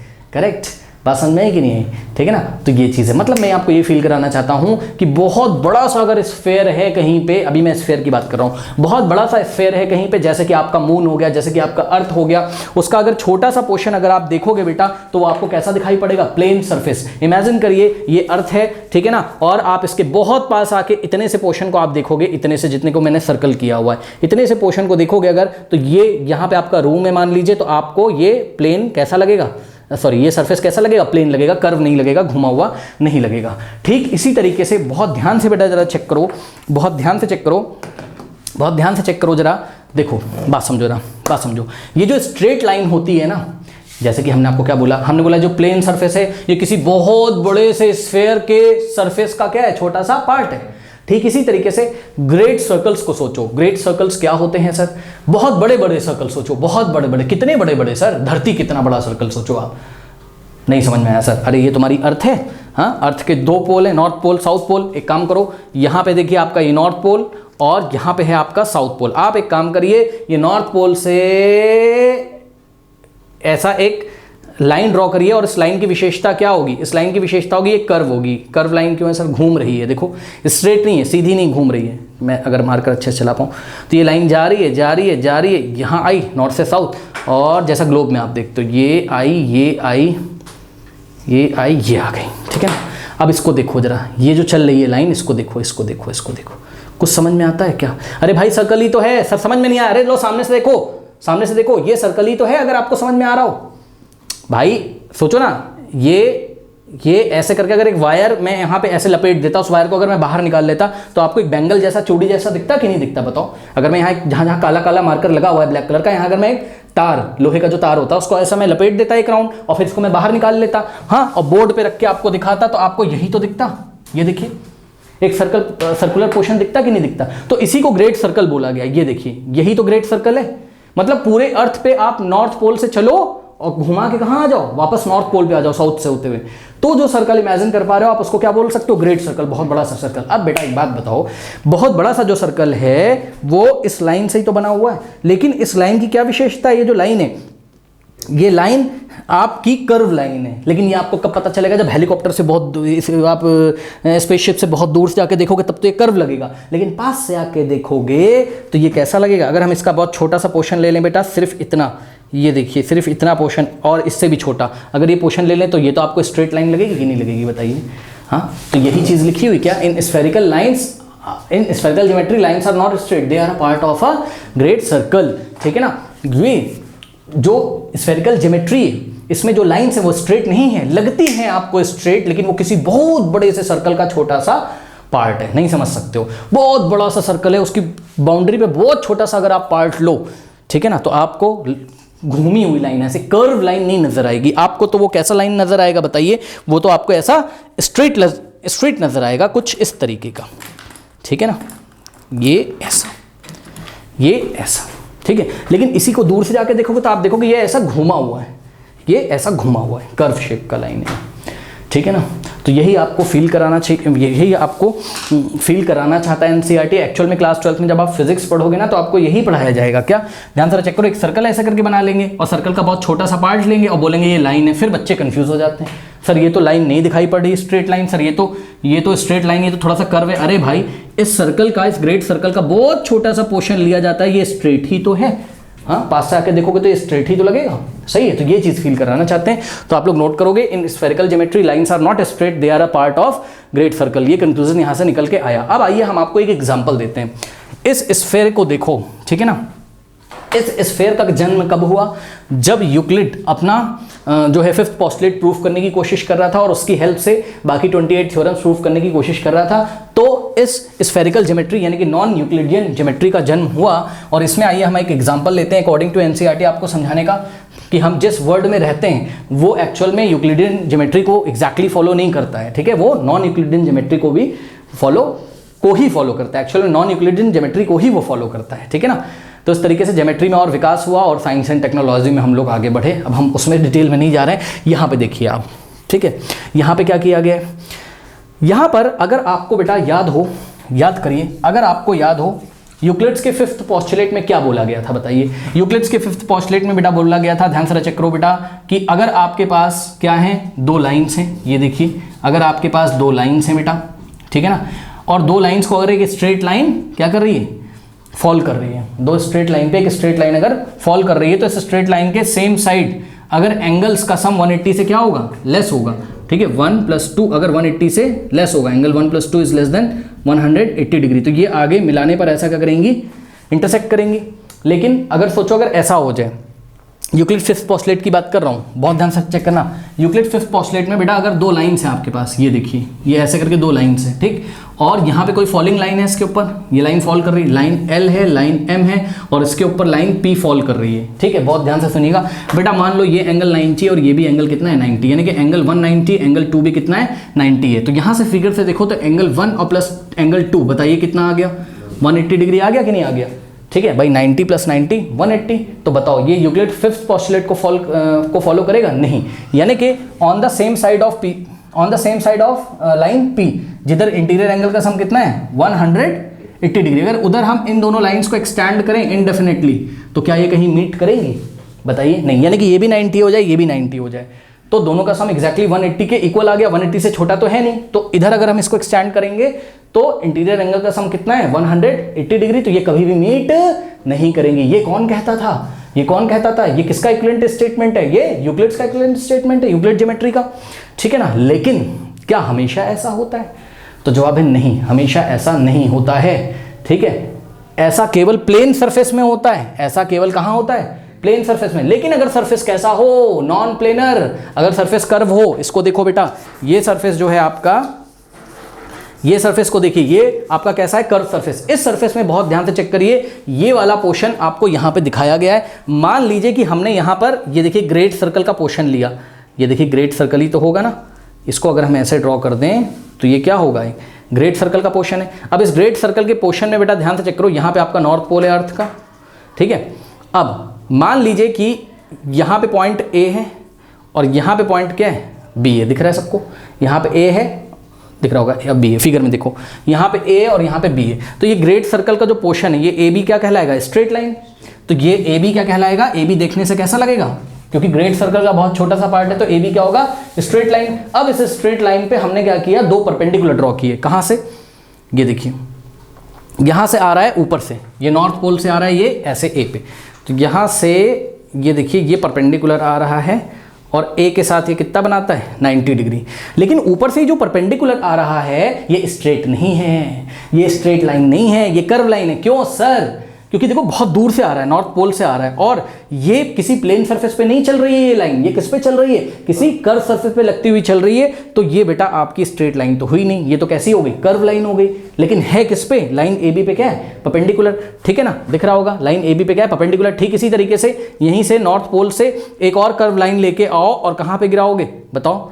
ये पॉइंट बी पे, ये भी क्या है? यहाँ पे 90 डिग्री है, ठीक है। तो आप क्लियरली देख सकते हो, ये वाला पॉइंट हमने बोला एन, तो N A is perpendicular to line A B as well as N B is perpendicular to line A B. N A B पे परपेंडिकुलर है, एन बी भी ए बी पे परपेंडिकुलर है। इस हिसाब से बेटा क्या होना चाहिए? यहां से देखो जरा, ये जो ए बी है इसके सेम साइड जो इंटीरियर एंगल्स हैं, ये देखिए एंगल कौन सा? एंगल 1 और एंगल 2, इनका सम कितना हो गया बताइए? Exactly 180 degree. तो इसका मतलब ए बी के सेम साइड कौन सी लाइन? लाइन ए एन को और लाइन बी एन को आगे प्रोड्यूस करने पर कहीं पे मीट नहीं करना चाहिए था, लेकिन ये कहां पे मीट कर रही है बताइए? पॉइंट एन पे मीट तो कर रही है। तो बताइए यूक्लिड ज्योमेट्री फेल हो गया कि नहीं हो गया? नहीं समझ में आई बात? हाँ, इसमें देखिए जरा कि ए बी के सेम साइड जो इंटीरियर एंगल्स हैं, एंगल 1 और एंगल 2, उनका जो सम है वो 180 के इक्वल आ गया। यानी कि कुछ ऐसा है, ये ए बी और ये लाइन जा रही कौन सी आपकी? ए एन, और ये लाइन जा रही कौन सी आपकी बताइए? बी एन, ठीक है ना। ये एंगल 90 है और ये एंगल भी क्या है? 90 है। तो ध्यान से चेक करो, यहाँ पे 2 लाइन है, कौन कौन सी? ए एन और बी एन, ए एन और बी एन, जो कि स्ट्रेट लाइन नहीं है। क्यों? क्योंकि ये कर्व सरफेस पे आ रही है, तो ये कर्व लाइन्स हैं। क्या दिक्कत हो गई? Line is what? Line is the collection of many points. तो आप चेक कर सकते हो, ए एन भी बहुत सारे पॉइंट्स का कलेक्शन है। ये देखो ए एन भी क्या है? बहुत सारे पॉइंट्स का, ये सारे पॉइंट्स का कलेक्शन है। बी एन भी सारे पॉइंट्स का क्या है? कलेक्शन है, ठीक है ना। और ये ए बी पे क्या है? परपेंडिकुलर, लाइन ए बी पे परपेंडिकुलर है। तो ए बी के सेम साइड जो एंगल्स हैं उनका सम 180 के इक्वल है। यानी कि ए बी के सेम साइड जिधर इंटीरियर एंगल का सम कितना है? 180, उधर अगर हम ए एन और बी एन को प्रोड्यूस करें तो वो तो यूक्लिड ज्योमेट्री के हिसाब से मीट नहीं करना चाहिए था, लेकिन ये तो मीट कर गया। देखिए पॉइंट एन पे। इसका मतलब यहाँ पर, कहाँ पर? जहाँ पे कर्व सरफेस की बात आती है या जहाँ पर स्फेरिकल ज्योमेट्री की बात आती है, वहाँ पे यूक्लिड ज्योमेट्री फेल हो जाती है, ठीक है। और जन्म होता है किसका? नॉन यूक्लिडियन ज्योमेट्री का। अब मेरी बात ध्यान से सुनो, ऐसा हो गया तो हो गया, दिख तो रहा है, पूरी दुनिया को दिख रहा है, यूनिवर्सल ट्रुथ है। अर्थ पे अगर हम ऐसा करें, अर्थ का एक सेक्शन लें यहाँ पे ग्रेट सर्कल का, ए बी और नॉर्थ पोल से मिलाएं दोनों को परपेंडिकुलरली, ठीक है, तो आपके पास ऐसा फिगर होके आएगा जो किसको फेल कर देगा? यूक्लिड्स ज्योमेट्री को फेल कर रहा है। और साथ में एक चीज और देखिए, अभी तक छोटी क्लासेस में आपने क्या पढ़ा था? छोटी क्लासेस में आपने पढ़ा था कि भाई जो ट्राइंगल होता है, कोई भी ट्राइंगल होता है, let us say triangle N A B, correct बेटा, तो इनमें जो तीनों एंगल का सम है वो कभी भी 180 से ज्यादा होता नहीं है, कभी भी 180 से कम नहीं होता। ये आप लोगों ने पढ़ा है? नहीं पढ़ा? भूल गए? हाँ, sum of all the interior angles of a triangle is always 180 degree. यानी कि आप अभी तक पढ़ के आए हो कि एंगल ए और प्लस एंगल बी और प्लस एंगल एन का जो वैल्यू है वो कितना होता है 180 डिग्री, तीनों का सम। लेकिन बेटा यहाँ पे ध्यान से चेक करो, ये वाले ट्राइंगल में, कौन सा triangle sir, triangle A B N में चेक करो। अब बोलेंगे सर ये ट्राइंगल किस बात का, अरे भाई अगर हम नॉन यूक्लिडियन ज्योमेट्री में जाएं, यानी कि यूक्लिडियन ज्योमेट्री को ना माने, यानी कि हम प्लेन सरफेस पे काम करना बंद कर दें, ये देखिए ट्राइंगल कहाँ पड़ा हुआ है, प्लेन सरफेस पे, ये कहाँ है बताइए, कर्व सरफेस पे। तो अगर हम नॉन यूक्लिडियन ज्योमेट्री को फॉलो कर रहे हैं, यानी कि स्फेरिकल ज्योमेट्री को फॉलो कर रहे हैं, यानी कि हम प्लेन सरफेस को नहीं फॉलो कर रहे हैं, हम कर्व सरफेस को फॉलो कर रहे हैं। और एक्चुअल में दुनिया का हर एक सरफेस कर्व सरफेस ही होता है, दुनिया का हर एक सरफेस कर्व सरफेस ही होता है, कोई भी सरफेस प्लेन नहीं होता है। कैसे सर, आपका बोर्ड तो प्लेन लग रहा है, भैया सुनो, ये जो बोर्ड आपको प्लेन लग रहा है ना, इमेजिन करो इस बोर्ड को कहां से काट के लेके आए हैं, किसी बहुत बड़े से स्फेयर से काट के लाए, बहुत बड़ा सा ऐसा करके गोला होगा बोर्ड का, वहां से हमने छोटा सा पोर्शन काट लिया, तो ये कैसा नजर आ रहा है बताइए आपको, प्लेन। यानी कि प्लेन सरफेस नहीं होता है, प्लेन सरफेस भी एक्चुअल में कर्व सरफेस का ही तो पार्ट है।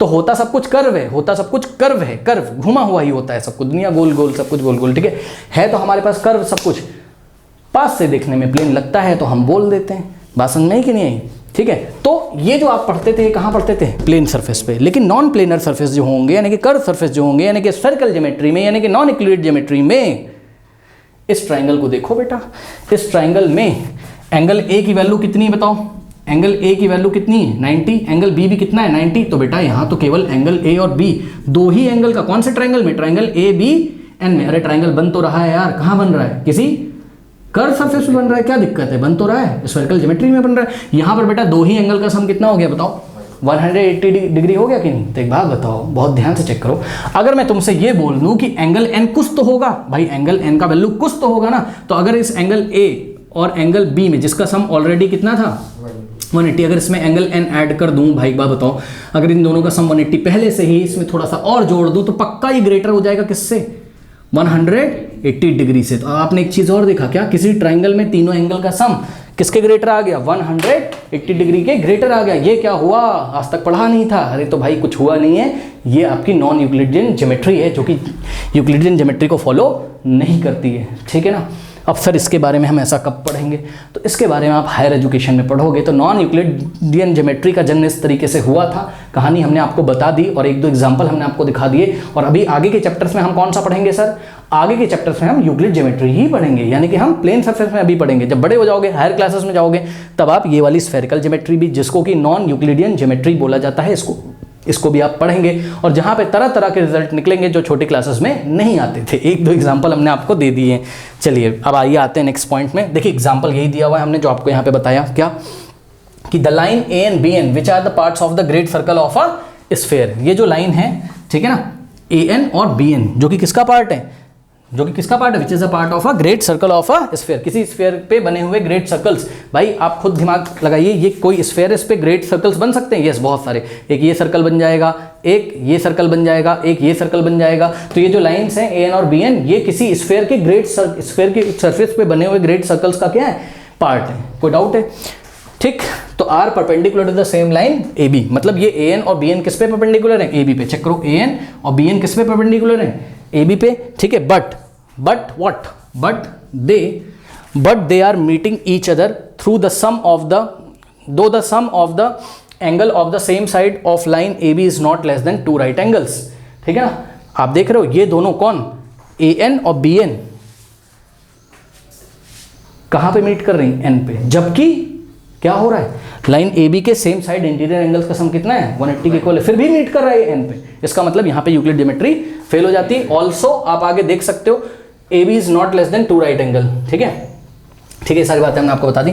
Also angle A plus B कितना है, 180 डिग्री। इसका मतलब A plus B plus N क्या होगा, 180 से ग्रेटर होगा। कौन सा ट्राइंगल में, ट्राइंगल ए बी एन में। तो आपका कंक्लूजन क्या निकला इतना पढ़ाई करने के बाद, आपका कंक्लूजन ये निकला, आज आपने क्लास 9 में ये सीखा कि Euclidean geometry is valid only for the figures in the plane. Euclidean geometry जो आपने पढ़ी है वो कहाँ वैलिड होती है, केवल प्लेन फिगर्स में।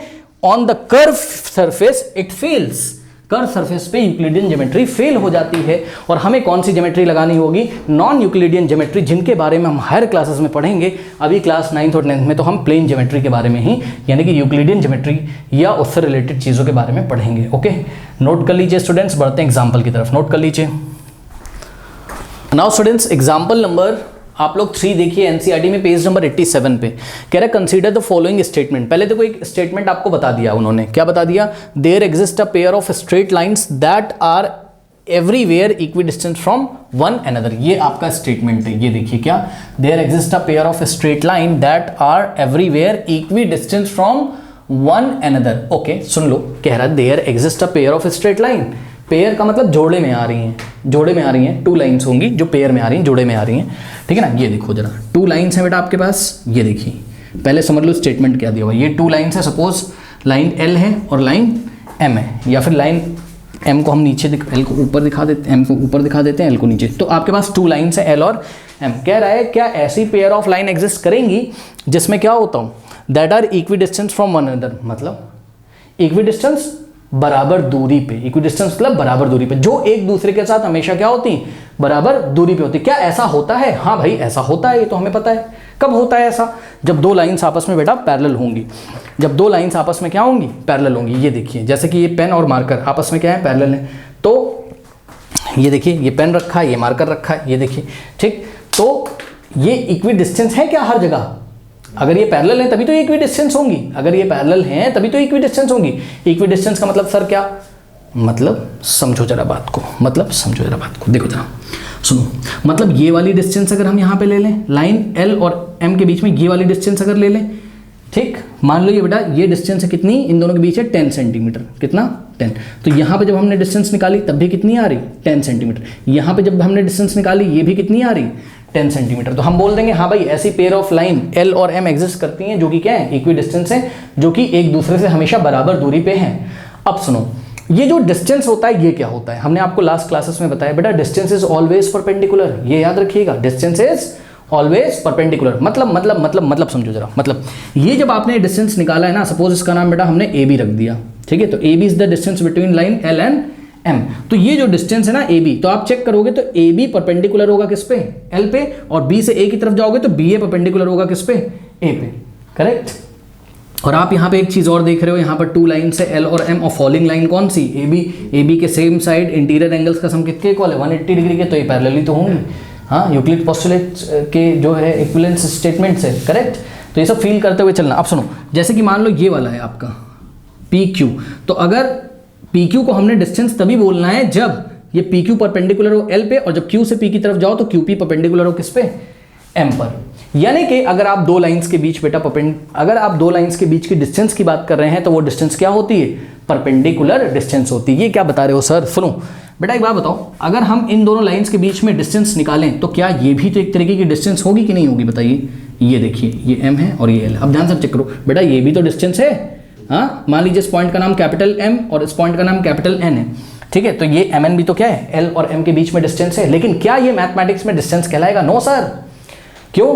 क्योंकि ध्यान से चेक करो बेटा, MN जो है वो लाइन L पे परपेंडिकुलर नहीं है, ये एंगल 90 नहीं है, 90 से ज्यादा है, ठीक है। इसी तरीके से जो NM है वो यहाँ पे देखिए परपेंडिकुलर नहीं है, 90 से ये कम है, सॉरी ये 90 से क्या है, कम है, और ये 90 से ज्यादा है कहीं ना कहीं, ठीक है। तो आपको एंगल ये तिरछी होगी ना, ऑब्लिक होगी, MN क्या होगी, तिरछी होगी, ऐसे ऑब्लिक होगी। ये ऐसा सीधा खड़ा खड़ा होना चाहिए। खड़ा खड़ा होने का मतलब है L पे भी परपेंडिकुलर हो और M पे भी परपेंडिकुलर हो, ठीक है ना। तो बेटा ये डिस्टेंस आपका कुछ और निकल के आएगा, याद रखिएगा। ये मान लीजिए 12 सेंटीमीटर आ रहा है, तो जो परपेंडिकुलर डिस्टेंस होती है वो ऊपर वाली लाइन पे भी परपेंडिकुलर होनी चाहिए और नीचे वाली पे भी परपेंडिकुलर होनी चाहिए, ऐसे पहले सोच लो। और perpendicular is the shortest distance, yes sir, क्योंकि ध्यान से बेटा चेक करो, ये 12 आ रही है लेकिन ये 10 आ रही है। अगर दोनों लाइंस के बीच L और M के बीच की परपेंडिकुलर डिस्टेंस 10 आ रही है तो 10 से छोटी कभी होगी नहीं और 10 से बड़ी भी कभी होगी नहीं। Perpendicular distance is fix between 2 parallel lines. ये सब आप लोग फील कर गए कि नहीं कर गए? इतना समझ में आया कि नहीं आया? अब उन्होंने आपसे यही बोला है, क्या कह रहा है, there exist a pair of straight lines that are everywhere equidistant from one another. क्या ऐसा होता है? क्या ये स्टेटमेंट जो दे दिया है, सुनो, क्या ऐसा होता है? पहले तो आप फील करो, हाँ सर ऐसा होता है। ऐसी पेयर ऑफ लाइन एग्जिस्ट करती हैं जिनके बीच का परपेंडिकुलर डिस्टेंस हमेशा क्या होता है, इक्वल होता है। परपेंडिकुलर डिस्टेंस इक्वल होने का ये मतलब है कि they are equidistance from each other, वो एक दूसरे से हर बार क्या है, इक्वी डिस्टेंस मतलब बराबर दूरियों पे हैं हर बार एक दूसरे से। यस सर, और ऐसा तभी होता है जब आपकी लाइंस कैसी हो, जब आपकी लाइंस कैसी हो, पैरेलल हो, ये भी ध्यान आपको रखना है। तो बहरहाल अब मेरी बात सुनो, ये आपने फील कर लिया। अब उसने ये बोला कि there exist a pair of straight line that are everywhere equidistance from one and other, ऐसी पेयर ऑफ लाइन एग्जिस्ट करती हैं जो एक दूसरे से इक्वी डिस्टेंस पे। अब उसने इसको बोल दिया, कहा हाँ ये स्टेटमेंट ठीक है, मैंने आपको फील तो करा दिया, लेकिन वो कह रहा है हाँ ये स्टेटमेंट ठीक है उसके कहने के अकॉर्डिंग। ये नहीं तुमसे पूछ रहा है कि प्रूफ करो कि ये ठीक है कि नहीं ठीक है। हाँ भाई ये स्टेटमेंट करेक्ट स्टेटमेंट, उसने तुमको बोल दिया कि इसको करेक्ट मानते हुए ये चेक करो, क्या चेक करो, ये चेक करो कि is this statement a direct consequence of Euclid fifth postulate, explain. Is this statement a direct consequence of Euclid's fifth postulate? क्या ये जो स्टेटमेंट दिया है, क्या ये डायरेक्ट कॉन्सिक्वेंस मतलब क्या होता है, परिणाम या फिर रिजल्ट, क्या ये जो स्टेटमेंट लिखा है क्या ये यूक्लिड फिफ्थ पोस्टुलेट का डायरेक्ट रिजल्ट है या इनडायरेक्ट रिजल्ट है? मतलब क्या चल रहा है सर ये क्लास 9 में, सुनो, ये है डिडक्टिव रीजनिंग, हमने आपको बताया था। यहाँ पे कुछ स्टेटमेंट लिखते हुए आप डिडक्टिव रीजनिंग करते हुए कंक्लूजन पे पहुंचेंगे कि ये जो स्टेटमेंट है ये यूक्लिड्स ज्योमेट्री का या यूक्लिड्स पोस्टुलेट का डायरेक्ट रिजल्ट है या इनडायरेक्ट रिजल्ट है। ठीक है, तो मेरे ख्याल से आइए जरा देखते हैं कैसे स्टार्ट हमें करना चाहिए। जब ये स्टेटमेंट बोला तो आपने फील किया कहीं ना कहीं किसकी बात हो रही बताइए, दो पैरेलल लाइंस की। तो आपको सबसे पहले यूक्लिड्स के फिफ्थ पोस्टुलेट का एक जो इक्विवेलेंट स्टेटमेंट था जो कि प्लेफेयर का एक्सियम था, पहले तो वो बता दो। प्लेफेयर का एक्सियम बता दो आप, जो भी पढ़ के आओ। प्लेफेयर के एक्सियम में उसने क्या बोला था, कोई लाइन L है तो उसके बाहर अगर कोई पॉइंट P पड़ा हुआ है तो उस पॉइंट P से एक यूनिक लाइन पास करेगी जो कि L के क्या होगी, पैरेलल। पहले प्लेफेयर का एक्सियम जब आप बता दोगे, और ये प्लेफेयर का एक्सियम किसके इक्विवेलेंट था, यूक्लिड्स के फिफ्थ पोस्टुलेट के इक्विवेलेंट था। तो प्लेफेयर का पहले आप एक्सियम बता दो उसको, ताकि हमें ये तो पता चल जाए हाँ भाई टू लाइन्स पैरेलल वाली चीज हम फील कर जाएं। और फिर आप ये बता दो कि भाई जब दो लाइन पैरेलल हो गई, देखो बात समझो, देखो आप पहले क्या बताओगे, उसको प्लेफेयर का एक्सियम बता दो। क्या कि अगर हमारे पास कोई लाइन क्या है बताइए, L है, करेक्ट, और इस लाइन के आउटसाइड अगर कोई पॉइंट P लाई कर रहा है तो यहां से जो लाइन पास करेगी, यहां से एक यूनिक लाइन पास करेगी, जो यूनिक लाइन क्या होगी, L के पैरेलल होगी। और इस पॉइंट P से M के अलावा कोई दूसरी लाइन ऐसी पास नहीं कर सकती है जो कि L के क्या हो, पैरेलल हो। प्लेफेयर का एक्सियम बता दिया, और प्लेफेयर का एक्सियम इक्विवेलेंट था किसके, यूक्लिड्स फिफ्थ पोस्टुलेट के। यानी कि बेटा ध्यान से चेक करो, यूक्लिड्स का EP5 का मतलब यूक्लिड्स का फिफ्थ पोस्टुलेट से आपने क्या बताया बताइए, प्लेफेयर का एक्सियम बताया। प्लेफेयर के एक्सियम से आपको पैरेलल लाइन की फीलिंग मिल गई। अब प्लेफेयर के एक्सियम से आपको ये चेक करना है क्या कि जब ये दोनों लाइंस क्या है, पैरेलल, तो ये इक्वी डिस्टेंस है कि नहीं है, हर एक पॉइंट पे इक्वी डिस्टेंस है कि नहीं, मतलब समझो। अब आप क्या करोगे, समझो ना, अब आप ये बोलोगे कि हम लाइन M पे अगर कोई पॉइंट ले लें, लाइन M पे अगर हम कोई पॉइंट ले लें और यहां से अगर हम परपेंडिकुलर डिस्टेंस निकालें किसकी, लाइन L की। डिस्टेंस का मतलब परपेंडिकुलर डिस्टेंस होता है, ठीक है, ठीक। तो अगर हम लाइन M पे कोई पॉइंट लें और यहां से L की अगर हम डिस्टेंस निकालें, करेक्ट, मान लो ये आती है 4 सेंटीमीटर, तो इसी तरीके से अगर हम कोई पॉइंट कहां लें, L पर, और L से अगर हम कोई पॉइंट कहां पे लें, मान लो ये पॉइंट क्या था, कैपिटल M था, ठीक। तो लाइन M पे अगर हमने कोई पॉइंट कैपिटल M चूज किया जिससे हमने परपेंडिकुलर डिस्टेंस निकाली L की, सपोज वो कितनी आ रही है, 4, ठीक। इसी तरीके से अगर हम लाइन L पर क्या लें, एक पॉइंट लें, लेट अस से पॉइंट Q, और यहां से परपेंडिकुलर डिस्टेंस निकालें किसकी, M की। ये देखिए, तो हम क्या देखते हैं कि दोनों क्या आती हैं, सेम आती है। फिर से ट्राई किया हमने यहाँ पर कोई पॉइंट Q ले लिया, किस पे, लाइन M पे, और यहाँ से हमने परपेंडिकुलर डिस्टेंस निकाली किसकी, L की, ठीक है। तो ये जो परपेंडिकुलर डिस्टेंस आई, परपेंडिकुलर डिस्टेंस है, डिस्टेंस नहीं है, सुन लो, परपेंडिकुलर डिस्टेंस हमेशा क्या बनाती है, 90, और यहाँ 90 बनाएगी तो ऑब्वियसली यहाँ पे ऑटोमेटिकली 90 हो जाएगा। क्यों सर, क्योंकि ये प्लेन ज्योमेट्री पढ़ लो आप, यूक्लिड ज्योमेट्री पढ़ लो, और यूक्लिड ज्योमेट्री में अगर दो लाइंस पैरेलल होती हैं तो आपने कंक्लूजन क्या निकाला था, अगर इस पे एक फॉलिंग लाइन होती तो उसके सेम साइड इंटीरियर एंगल्स का सम कितना होता है, 180 के इक्वल। तो भाई अगर आपने Q से यहाँ परपेंडिकुलर डाला है, यानी कि ये 90 है और दोनों का सम 180 है, तो इसको ऑटोमेटिकली कितना होना पड़ेगा, 90 तो होना पड़ेगा, है ना। तभी तो मैं कह रहा हूँ कि यहाँ पे भी 90 होगा, यहाँ पे भी 90 होगा। बहरहाल Q से आपने परपेंडिकुलर डिस्टेंस निकाली L की, तो आपने फिर से देखा कितना आया, 4। इसी तरीके से फिर से L पे आपने कोई पॉइंट चूज कर लिया, लेट अस पॉइंट R, और R से परपेंडिकुलर डिस्टेंस निकाली किसकी, M की, फिर से 4 आ गया।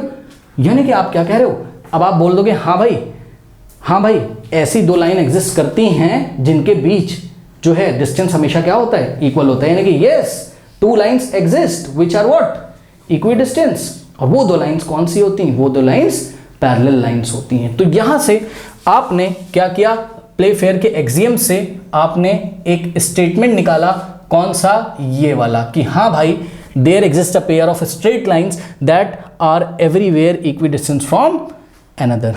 ठीक है, अब ये स्टेटमेंट आपका एक तरीके का कॉन्सिक्वेंस है, किसका, एक तरीके का रिजल्ट है, किसका, यूक्लिड्स फिफ्थ पोस्टुलेट का रिजल्ट है। कैसे सर, अरे भाई यूक्लिड फिफ्थ पोस्टुलेट से ही तो क्या बना था, प्लेफेयर्स का एक्सियम बना था, और प्लेफेयर के एक्सियम से ही, मतलब बना था का मतलब ये इसका जो एक इक्विवेलेंस स्टेटमेंट था ये था, और प्लेफेयर एक्सियम से ही आपने ये रिजल्ट भी आप देखोगे प्रूफ कर दिया। तो ये जो स्टेटमेंट है कहीं ना कहीं किससे रिलेट करता है, बताओ, ये किससे रिलेट करता है, कहीं ना कहीं यूक्लिड्स के फिफ्थ पोस्टुलेट का ही तो कॉन्सिक्वेंस है ये। हाँ, डायरेक्ट कॉन्सिक्वेंस नहीं है, मतलब एग्जैक्टली उसी से जस्ट ये डिराइव नहीं हुआ है, लेकिन हाँ यूक्लिड्स फिफ्थ पोस्टुलेट से पहले प्लेफेयर आया, और प्लेफेयर के बाद क्या आया आपका ये स्टेटमेंट, प्लेफेयर की हेल्प से हम लोग प्रूफ कर लिया। यानी कि जो स्टेटमेंट इन्होंने दिया हुआ है, हाँ भाई ये स्टेटमेंट प्रूफ तो नहीं, ये स्टेटमेंट को हम लोगों ने एज अ रिजल्ट निकाल के ले आए, करेक्ट। इसका मतलब हाँ भाई कहीं ना कहीं ये जो स्टेटमेंट दिया है, this is the consequence of what, Euclid fifth postulate, yes, इसने बोला एक्सप्लेन,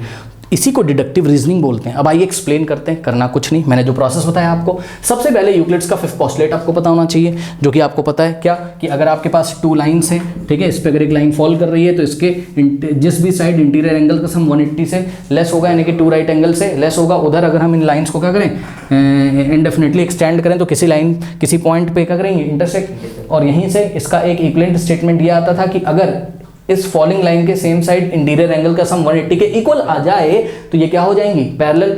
और फिर उसके बाद हमने क्या पढ़ा था, प्लेफेयर का एक्सियम क्या बोलता था वो, देखिए ये लिखा हुआ है क्या, take any line L and a point P not on L। हमने क्या किया, हमने एक लाइन L ली, बहुत ध्यान से चेक करिए, हमने एक लाइन L ली और हमने कोई पॉइंट क्या लिया, P, जो कि इस लाइन L पे लाई नहीं करता था, याद है आपको। और कह रहा है then by Playfair's axiom which is equivalent to the fifth postulate of Euclid's geometry, याद है आपको। हाँ, तो we know that there is a unique line M, एक यूनिक लाइन M होगी through P which is parallel to L, एक unique line M होगी जो कहां से पास करेगी बताइए, P से, और जो कि यूनिक लाइन होगी और L के क्या होगी, पैरेलल होगी, यानी कि जो लाइन M है this is parallel to what, line L, correct. फिर हमने एक काम किया अपनी कॉपी में एग्जाम में, पहले हमने उसको ये बता दिया what is the meaning of distance of a point from a line, किसी पॉइंट से किसी लाइन की डिस्टेंस निकालने का क्या मतलब है। सुन लो मेरी बात ध्यान से, कोई पॉइंट है आपके पास, इस पॉइंट से सपोज कोई पॉइंट बेटा Q है, Q से ये आपको एक लाइन दी हुई है, करेक्ट, लाइन L, तो Q से L का जब डिस्टेंस निकालोगे तो ये डिस्टेंस क्या होता है भाई, डिस्टेंस तो बहुत तरीके के होते हैं, ये भी एक डिस्टेंस है, लेकिन ये एंगल 30 डिग्री है, देखिए ये भी एक डिस्टेंस है, ठीक है ना,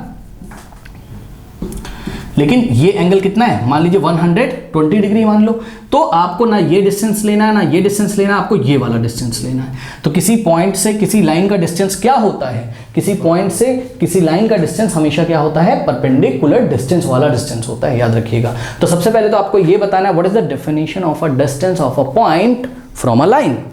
तो distance of a point from a line is the length of the perpendicular, what is this distance of a point from a point, distance from a point from a line, किसी line से किसी point का जो distance होता है वो क्या होता है, लेंथ ऑफ द परपेंडिकुलर होता है, लेंथ ऑफ द परपेंडिकुलर होता है। कौन सा length of the perpendicular, from the point two the line, मतलब कि किसी लाइन का किसी पॉइंट से जो डिस्टेंस होगा वो हमेशा एक तरीके का, देखिए कोई लाइन क्या है L है, कोई पॉइंट क्या है Q है, तो इस पॉइंट Q से किसी लाइन का जो डिस्टेंस होगा वो डिस्टेंस हमेशा क्या होगा, लेंथ ऑफ परपेंडिकुलर, यानी कि कुछ नहीं करना है, इस Q से आपको इस लाइन पे क्या ड्रॉ कर लेना है, एक परपेंडिकुलर, और इसका आपको क्या ले लेना है, लेंथ। मान लो ये लेंथ क्या है 2 सेंटीमीटर है, तो distance of the point Q from this line is what, 2 centimetre. Why, because the perpendicular distance of the point Q from this line is what, 2 centimetre. अब किसी ने ऐसा ड्रॉ कर दिया और ये 5 सेंटीमीटर आ गया, तो ये जो है QN थोड़ी ना डिस्टेंस है, क्यों,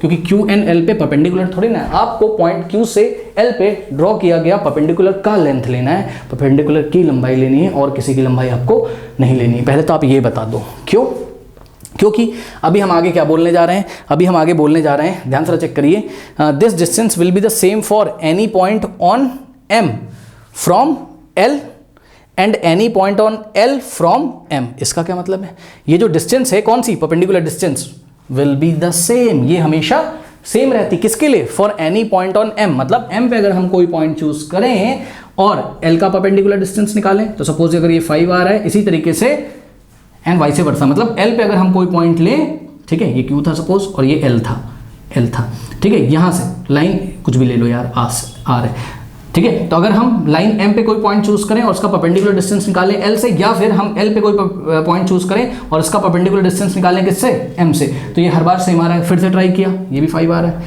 फिर से ट्राई किया, यहाँ कोई पॉइंट लिया, यहाँ से परपेंडिकुलर ड्रॉ डाला l पे, तो ये फिर से 5 आ गया, ठीक, यहाँ पे l पे कोई पॉइंट चूज किया और यहाँ से हमने परपेंडिकुलर ड्रॉ किया किस पे, m पे, ठीक है ना, तो ये फिर से 5 आ गया। तो हम बार बार क्या देख रहे हैं कि प्लेफेयर के एक्सियम में जो दोनों लाइंस क्या थी, पैरेलल थी, l और m, ठीक है, वो लाइन में से किसी भी लाइन को आप चूज करो, अगर m पे लाई करने वाला कोई पॉइंट है तो उससे l की परपेंडिकुलर डिस्टेंस, और l से l पे लाई करने वाला कोई पॉइंट है उससे m की परपेंडिकुलर डिस्टेंस ऑलवेज क्या होती है, सेम होती है। तो आप देख रहे हो ना क्या, these two lines are what, equidistance. So हमने क्या लिखा, so these two lines are equi everywhere equidistance from one another. इस तरीके से दोनों लाइन एक दूसरे से क्या है, बराबर दूरियों पे, हर जगह आप कहीं पे भी चेक करो, यहाँ यहाँ यहाँ यहाँ, तो क्या ऐसी पेयर ऑफ लाइन एग्जिस्ट करती हैं जो इक्वी डिस्टेंस हो, तो जवाब है यस, ठीक है ना। तो ये जो स्टेटमेंट लिखा है, क्या ये डायरेक्ट कॉन्सिक्वेंस है यूक्लिड्स फिफ्थ पोस्टुलेट का, हम बोल सकते हैं हाँ, एकदम डायरेक्टली तो नहीं है, लेकिन ये यूक्लिड फिफ्थ पोस्टुलेट से प्लेफेयर से होते हुए तब ये स्टेटमेंट क्या है, ट्रू है, और यस ये स्टेटमेंट ट्रू है, और कहीं ना कहीं this is the consequence of what, Euclid fifth postulate, ये यूक्लिड फिफ्थ पोस्टुलेट से ही आया हुआ है। ओके, नोट कर लीजिए। Now students, NCERT exercise 5.2 question number 1, how would you rewrite Euclid's fifth postulate so that it would be easier to understand. जैसा कि हमने पढ़ा था कि जो फिफ्थ पोस्टुलेट है यूक्लिड का, वो थोड़ा सा कॉम्प्लिकेटेड लैंग्वेज में है ना, तो कह रहा है इसको आप रिराइट, यानी कि फिर से किस तरीके से आप इसको लिख के दिखा सकते हो जिससे कि यूक्लिड्स के जो फिफ्थ पोस्टुलेट है उसको समझना ईजी हो। तो बहुत ईजी है, ठीक है। यूक्लिड्स ने क्या बोला था, याद करिए, यूक्लिड ने क्या बोला था, उसने बोला था भाई अगर आपके पास दो लाइन्स हैं, कौन कौन सी, कोई नाम रख दीजिए उसका, A B and, let us say A B and C D, और इसके ऊपर अगर कोई लाइन फॉलिंग है जिसका नाम क्या है, पी क्यू, करेक्ट, याद है आप लोग को, ठीक है। तो इस लाइन पी क्यू के on the side, if on either side, if the sum of the interior angle is what, 2 right angle is less than 2 right angle, तो उस साइड ये जो ए बी ए और सी डी, इसको अगर हम indefinitely extend करेंगे तो किसी पॉइंट पे मीट करेंगे। इसी चीज़ को आप कैसे लिख सकते हो बताओ, इस चीज़ को आप ऐसे लिख सकते हो, एक तो ये स्टेटमेंट यहाँ हम दे सकते हैं, या फिर हम प्लेफेयर का एक्सियम दे सकते हैं, कुछ भी। तो पहले इस स्टेटमेंट को देखो, ये भी इसका आंसर है और ये भी इसका आंसर है। ये देखो क्या क्या लिख सकते हैं इसके इक्विवेलेंट स्टेटमेंट हम, जो भी आपको पढ़ाया था थोड़ी देर पहले, no intersection of line will take place, मतलब लाइन का इंटरसेक्शन नहीं होगा। कब नहीं होगा बताइए, no intersection of line will take place, L और एम है, इनका इंटरसेक्शन नहीं होगा। कब नहीं होगा, when the sum of the measures of the interior angle on the same side of the following line is exactly 180 degree. मतलब इन दोनों लाइंस का इंटरसेक्शन नहीं होगा, यानी कि ये दोनों लाइंस कैसी होंगी, पैरेलल होंगी। कब, जब इन दोनों लाइंस पे जो फॉल करने वाली लाइन है आपकी, लेट अस से पी क्यू, इनके सेम साइड, किसी भी साइड आप ले लो, राइट में या लेफ्ट में, तो इंटीरियर एंगल का सम अगर एग्जैक्टली किसके इक्वल हो जाए, 180 डिग्री के इक्वल हो जाए। ये देखिए एंगल 1 और plus angle 2 is exactly 180 degree, यानी कि लाइंस कैसी हो गई, पैरेलल हो गई, यानी कि L is parallel to what, M। इस तरीके से आप इसको बता सकते हो, करेक्ट। और क्या बता सकते हो आप प्लेफेयर का एक्सियम बता दो। तो हमने सबसे पहले लिखा, two lines are said to be parallel if they are equidistance from one other and they do not have any point of intersection. ये सबको पता है, दो लाइन्स एक दूसरे से अगर इक्वी डिस्टेंस पे हो, इक्वी डिस्टेंस हो मतलब एक दूसरे से हमेशा बराबर दूरी पे हो और एक दूसरे को कभी भी इंटरसेक्ट ना करें, ठीक है ना। In order to understand it easily, इसको आसानी से समझने के लिए हम क्या बोल सकते हैं, हम बोल सकते हैं भाई let us take any line L। माना कि हमारे पास कोई लाइन L है, अरे प्लेफेयर का एक्सियम लगाने जा रहे हैं भाई और कुछ नहीं, ठीक है ना। मान लीजिए हमारे पास कोई लाइन L है और एंड अ पॉइंट P, और कोई पॉइंट P है which is not lying on what, on line L। जो पॉइंट P लाइन L पे लाई नहीं कर रहा है, चेक करिए, and a point P not on the line L, correct. तो ये पॉइंट P L पे नहीं है, देन क्या होता है, then by Playfair's axiom which is equivalent to what, Euclid's fifth postulate, then by Playfair's axiom which is equivalent to fifth postulate there is a unique line M through P which is parallel to L। तो इस तरीके से इस point P से एक unique line निकलती है, ये देखिए जिसका नाम सपोज क्या है m है, बस which is parallel to l। और साथ में मैंने कुछ लिखा नहीं है, वो भी आप लिख दीजिएगा। If we take any point on m, if we take any point on m, अगर हम m पे कोई पॉइंट चूज करें, let us say capital R, then the perpendicular distance of this point to the line L is same as if we choose any point on L and take the perpendicular distance of this point from line L, correct?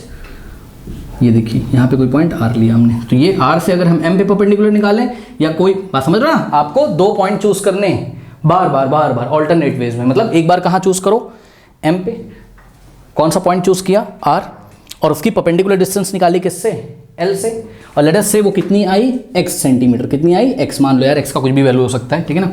और इसी तरीके से हमने कोई point choose किया किसके ऊपर, line L पर, और यहाँ से परपेंडिकुलर डिस्टेंस निकाली किसकी, m की, फिर से परपेंडिकुलर डिस्टेंस निकाला, फिर से कितना आया x सेंटीमीटर, फिर से हमने क्या किया, फिर से हमने ये लाइन L को थोड़ा बड़ा कर लो, फिर से हमने m पे एक पॉइंट चूज किया, लेट अस से पॉइंट बेटा कुछ भी ले लो कैपिटल X, और यहाँ से परपेंडिकुलर डिस्टेंस निकाला किसका, लाइन L का, फिर से कितना आया x सेंटीमीटर, और फिर से हमने एक पॉइंट चूज किया, लेट अस से लाइन L पर, ये देखिए, और इसका नाम है कुछ भी रख दो बेटा, late us say capital M, और यहाँ से परपेंडिकुलर डिस्टेंस निकाला किसका बताइए, लाइन M का। तो फिर से हम देख रहे हैं कि ये परपेंडिकुलर डिस्टेंस फिर से कितना आ रहा है बताइए, फिर से कितना आ रहा है, x आ रहा है, यानी कि any point lie on M, या हाँ, perpendicular distance of any point lie on M is equal to what, perpendicular distance of any point lie on L। That means what? That means these two lines are always equidistant, है ना, hence lines are parallel। इस तरीके से आप इस कहानी को लिख सकते हैं, ठीक है। सब कुछ पढ़ा है, पहले से देख रहे होगे, फील आ गया होगा, लिख सकते हो, तैयार कर लेना इसको। बढ़ते हैं क्वेश्चन नंबर 2 की तरफ, ओके।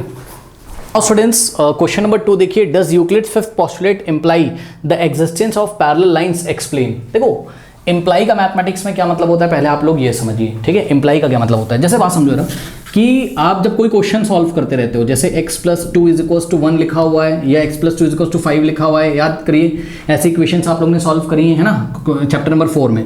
तो क्या होता था बताइए, क्या करते थे, अगले स्टेप में हम लोग ऐसा लिख सकते हैं, ये दिस इम्प्लाइज, इसको क्या पढ़ते हैं, ये जो साइन है ऐसा एरो जैसा, ये ऐसा, इसको क्या पढ़ते हैं, दिस इम्प्लाइज। दिस इम्प्लाइज का मतलब इस स्टेटमेंट की हेल्प से हम ये भी लिख सकते हैं, ये मतलब होता है इसका। दिस इम्प्लाइज आप क्या करते थे, x, फिर 2 को उधर भेजते थे तो क्या होता था 5 - 2, फिर दिस इम्प्लाइज x = 5 - 2 क्या होता है 3। तो ये जो दिस इम्प्लाइज आप लगा रहे हो, यानी कि ये स्टेटमेंट लिखा हुआ है या फिर इक्वेशन है, इसकी हेल्प से हम इसको ऐसा लिख सकते हैं, फिर इसकी हेल्प से हम लोग इसको ऐसा लिख सकते हैं, hence we can say that कि x का वैल्यू 3 है, ऐसा। तो दिस इम्प्लाइज का मतलब क्या होता है कि पहले से कोई स्टेटमेंट दिया हो, उसकी हेल्प से अगर हम कुछ और लिख दें, जैसे कि मान लो बेटा, मान लो Ramesh is an honest person, is an honest boy, Ramesh is an honest boy. मान लो Ramesh is an honest boy implies what, this implies what, Ramesh is a good boy, Ramesh is a good boy, correct. Ramesh एक ईमानदार लड़का है, ऊपर ये स्टेटमेंट लिखा है, इसकी हेल्प से हम ये लिख सकते हैं कि नहीं, Ramesh is a good boy, भाई ईमानदार है तो इसका मतलब अच्छा लड़का है, ठीक है। तो ये देखिए आगे हमने क्या किया है, इम्प्लाई का साइन लगाया है। कोई डाउट है बताइए, ये डिडक्टिव रीजनिंग में इम्प्लाई शब्द का यूज या इम्प्लाई के साइन का यूज किया जाता है। वो कह रहा है कि does Euclid fifth postulate imply, मतलब यूक्लिड का जो फिफ्थ पोस्टुलेट लिखा हुआ है यहाँ, ये देखिए कहीं पे लिखा हुआ है जो यूक्लिड का फिफ्थ पोस्टुलेट, क्या ये इम्प्लाई करता है, क्या इम्प्लाई करता है, क्या ये इम्प्लाई करता है एग्जिस्टेंस ऑफ पैरेलल लाइन। यानी कि यूक्लिड की फिफ्थ पोस्टुलेट की हेल्प से क्या आप बता सकते हैं कि इस दुनिया में, इस ब्रह्मांड में पैरेलल लाइन एग्जिस्ट करती है। यस सर, कर सकते हैं, पढ़ा है हमने, ठीक है ना। कैसे, तो बहुत इजी बच्चों, इसमें आप 2 तरीके के स्टेटमेंट देंगे, ठीक है, और 2 फिगर बनाएंगे। सबसे पहले आप आंसर देंगे yes, yes what, yes yes Euclid fifth postulate imply the existence of parallel line. Euclid का fifth postulate existence of parallel line को इंप्लाई करता है, ठीक है। अब कैसे करता है, तो ये देखिए यहाँ पे आपने करना है फर्स्ट काम और यहाँ पे आपने करना है सेकंड काम, वही काम जो पुराने करते आ रहे हो। सबसे पहले आपको लिखना है according to Euclid fifth postulate when n falls on line L N M, ठीक है ना। तो सुनो, पहला डायग्राम यहाँ बनेगा आपका, क्या कि यूक्लिड के फिफ्थ पोस्टुलेट के हिसाब से अगर आपके पास कोई लाइन से क्या L और M, ये देखिए ये L है और ये क्या है M है, करेक्ट। और इस पर कोई लाइन फॉल करती है कौन से नाम की, N नाम की, ये देखिए, ठीक है ये। और मान लो बेटा यहाँ पे एंगल 1 है और यहाँ क्या है, एंगल 2 है, यहाँ एंगल 3 है और यहाँ एंगल 4 है। फिर आपने क्या लिखना है कि एंगल 1 और 2 का सम क्या है अकॉर्डिंग टू द फिगर, देखिए लेस देन 180, और एंगल 3 और 4 का सम 180 के ग्रेटर है, ठीक है ना। अब कुछ बच्चे बोलेंगे आपको कैसे पता चला, अरे यूक्लिड का पोस्टुलेट है भैया,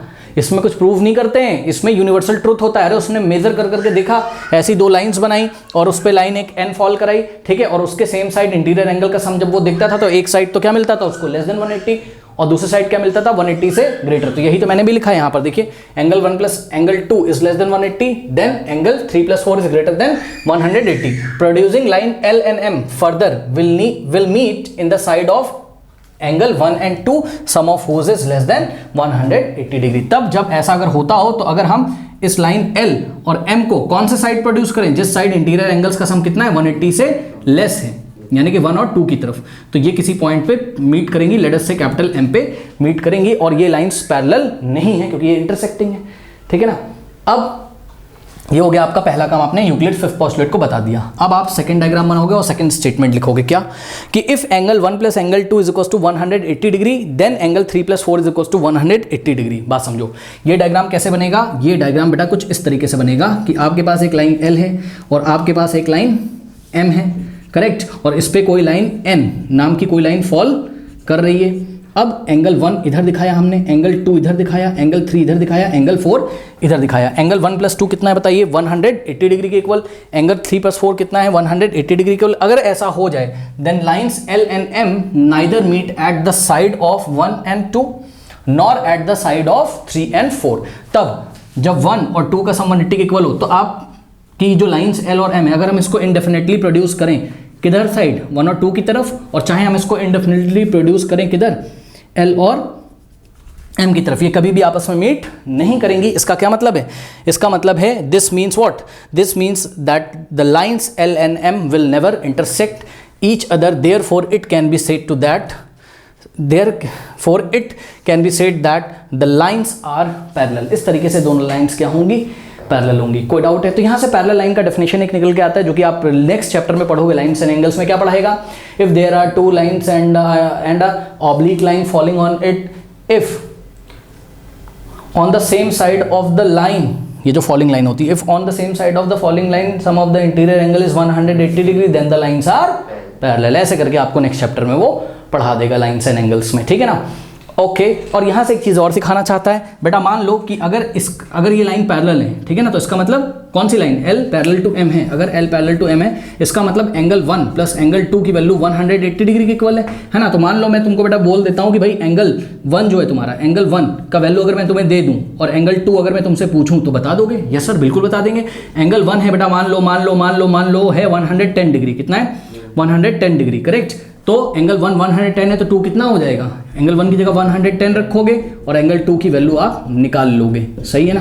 कितना आ जाएगा, इसको इधर भेजो तो एंगल 2 कितना आ जाएगा आपका, शायद 70 डिग्री। इस तरीके से हम नेक्स्ट चैप्टर में ऐसे सवाल करेंगे, तो सवाल वाला आपको नहीं करना है, बस जितनी बातें यहाँ पे बताई, 2 फिगर बनाने हैं, 2 स्टेटमेंट लिखने, बस। अब मेरी बात ध्यान से सुनो, इसको कॉपी कर लो, इसको कॉपी कर लो।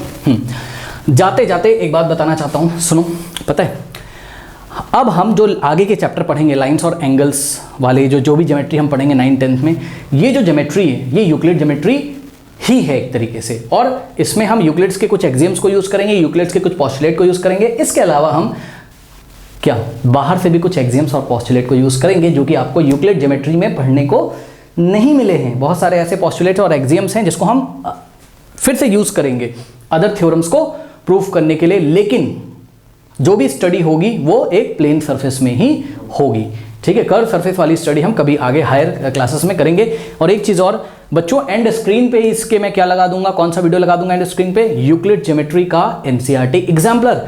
अभी के अभी आप इसको फिनिश कर लीजिए, तो कल से हम स्टार्ट करेंगे यूक्लिड ज्योमेट्री का एनसीईआरटी एग्जाम्पलर। जाते जाते कमेंट सेक्शन में जो पिन कमेंट है उसको चेक करना ना भूलें। मिलते हैं नेक्स्ट वीडियो में, तब तक के लिए पढ़ते रहिए, बढ़ते रहिए, ऑल द बेस्ट।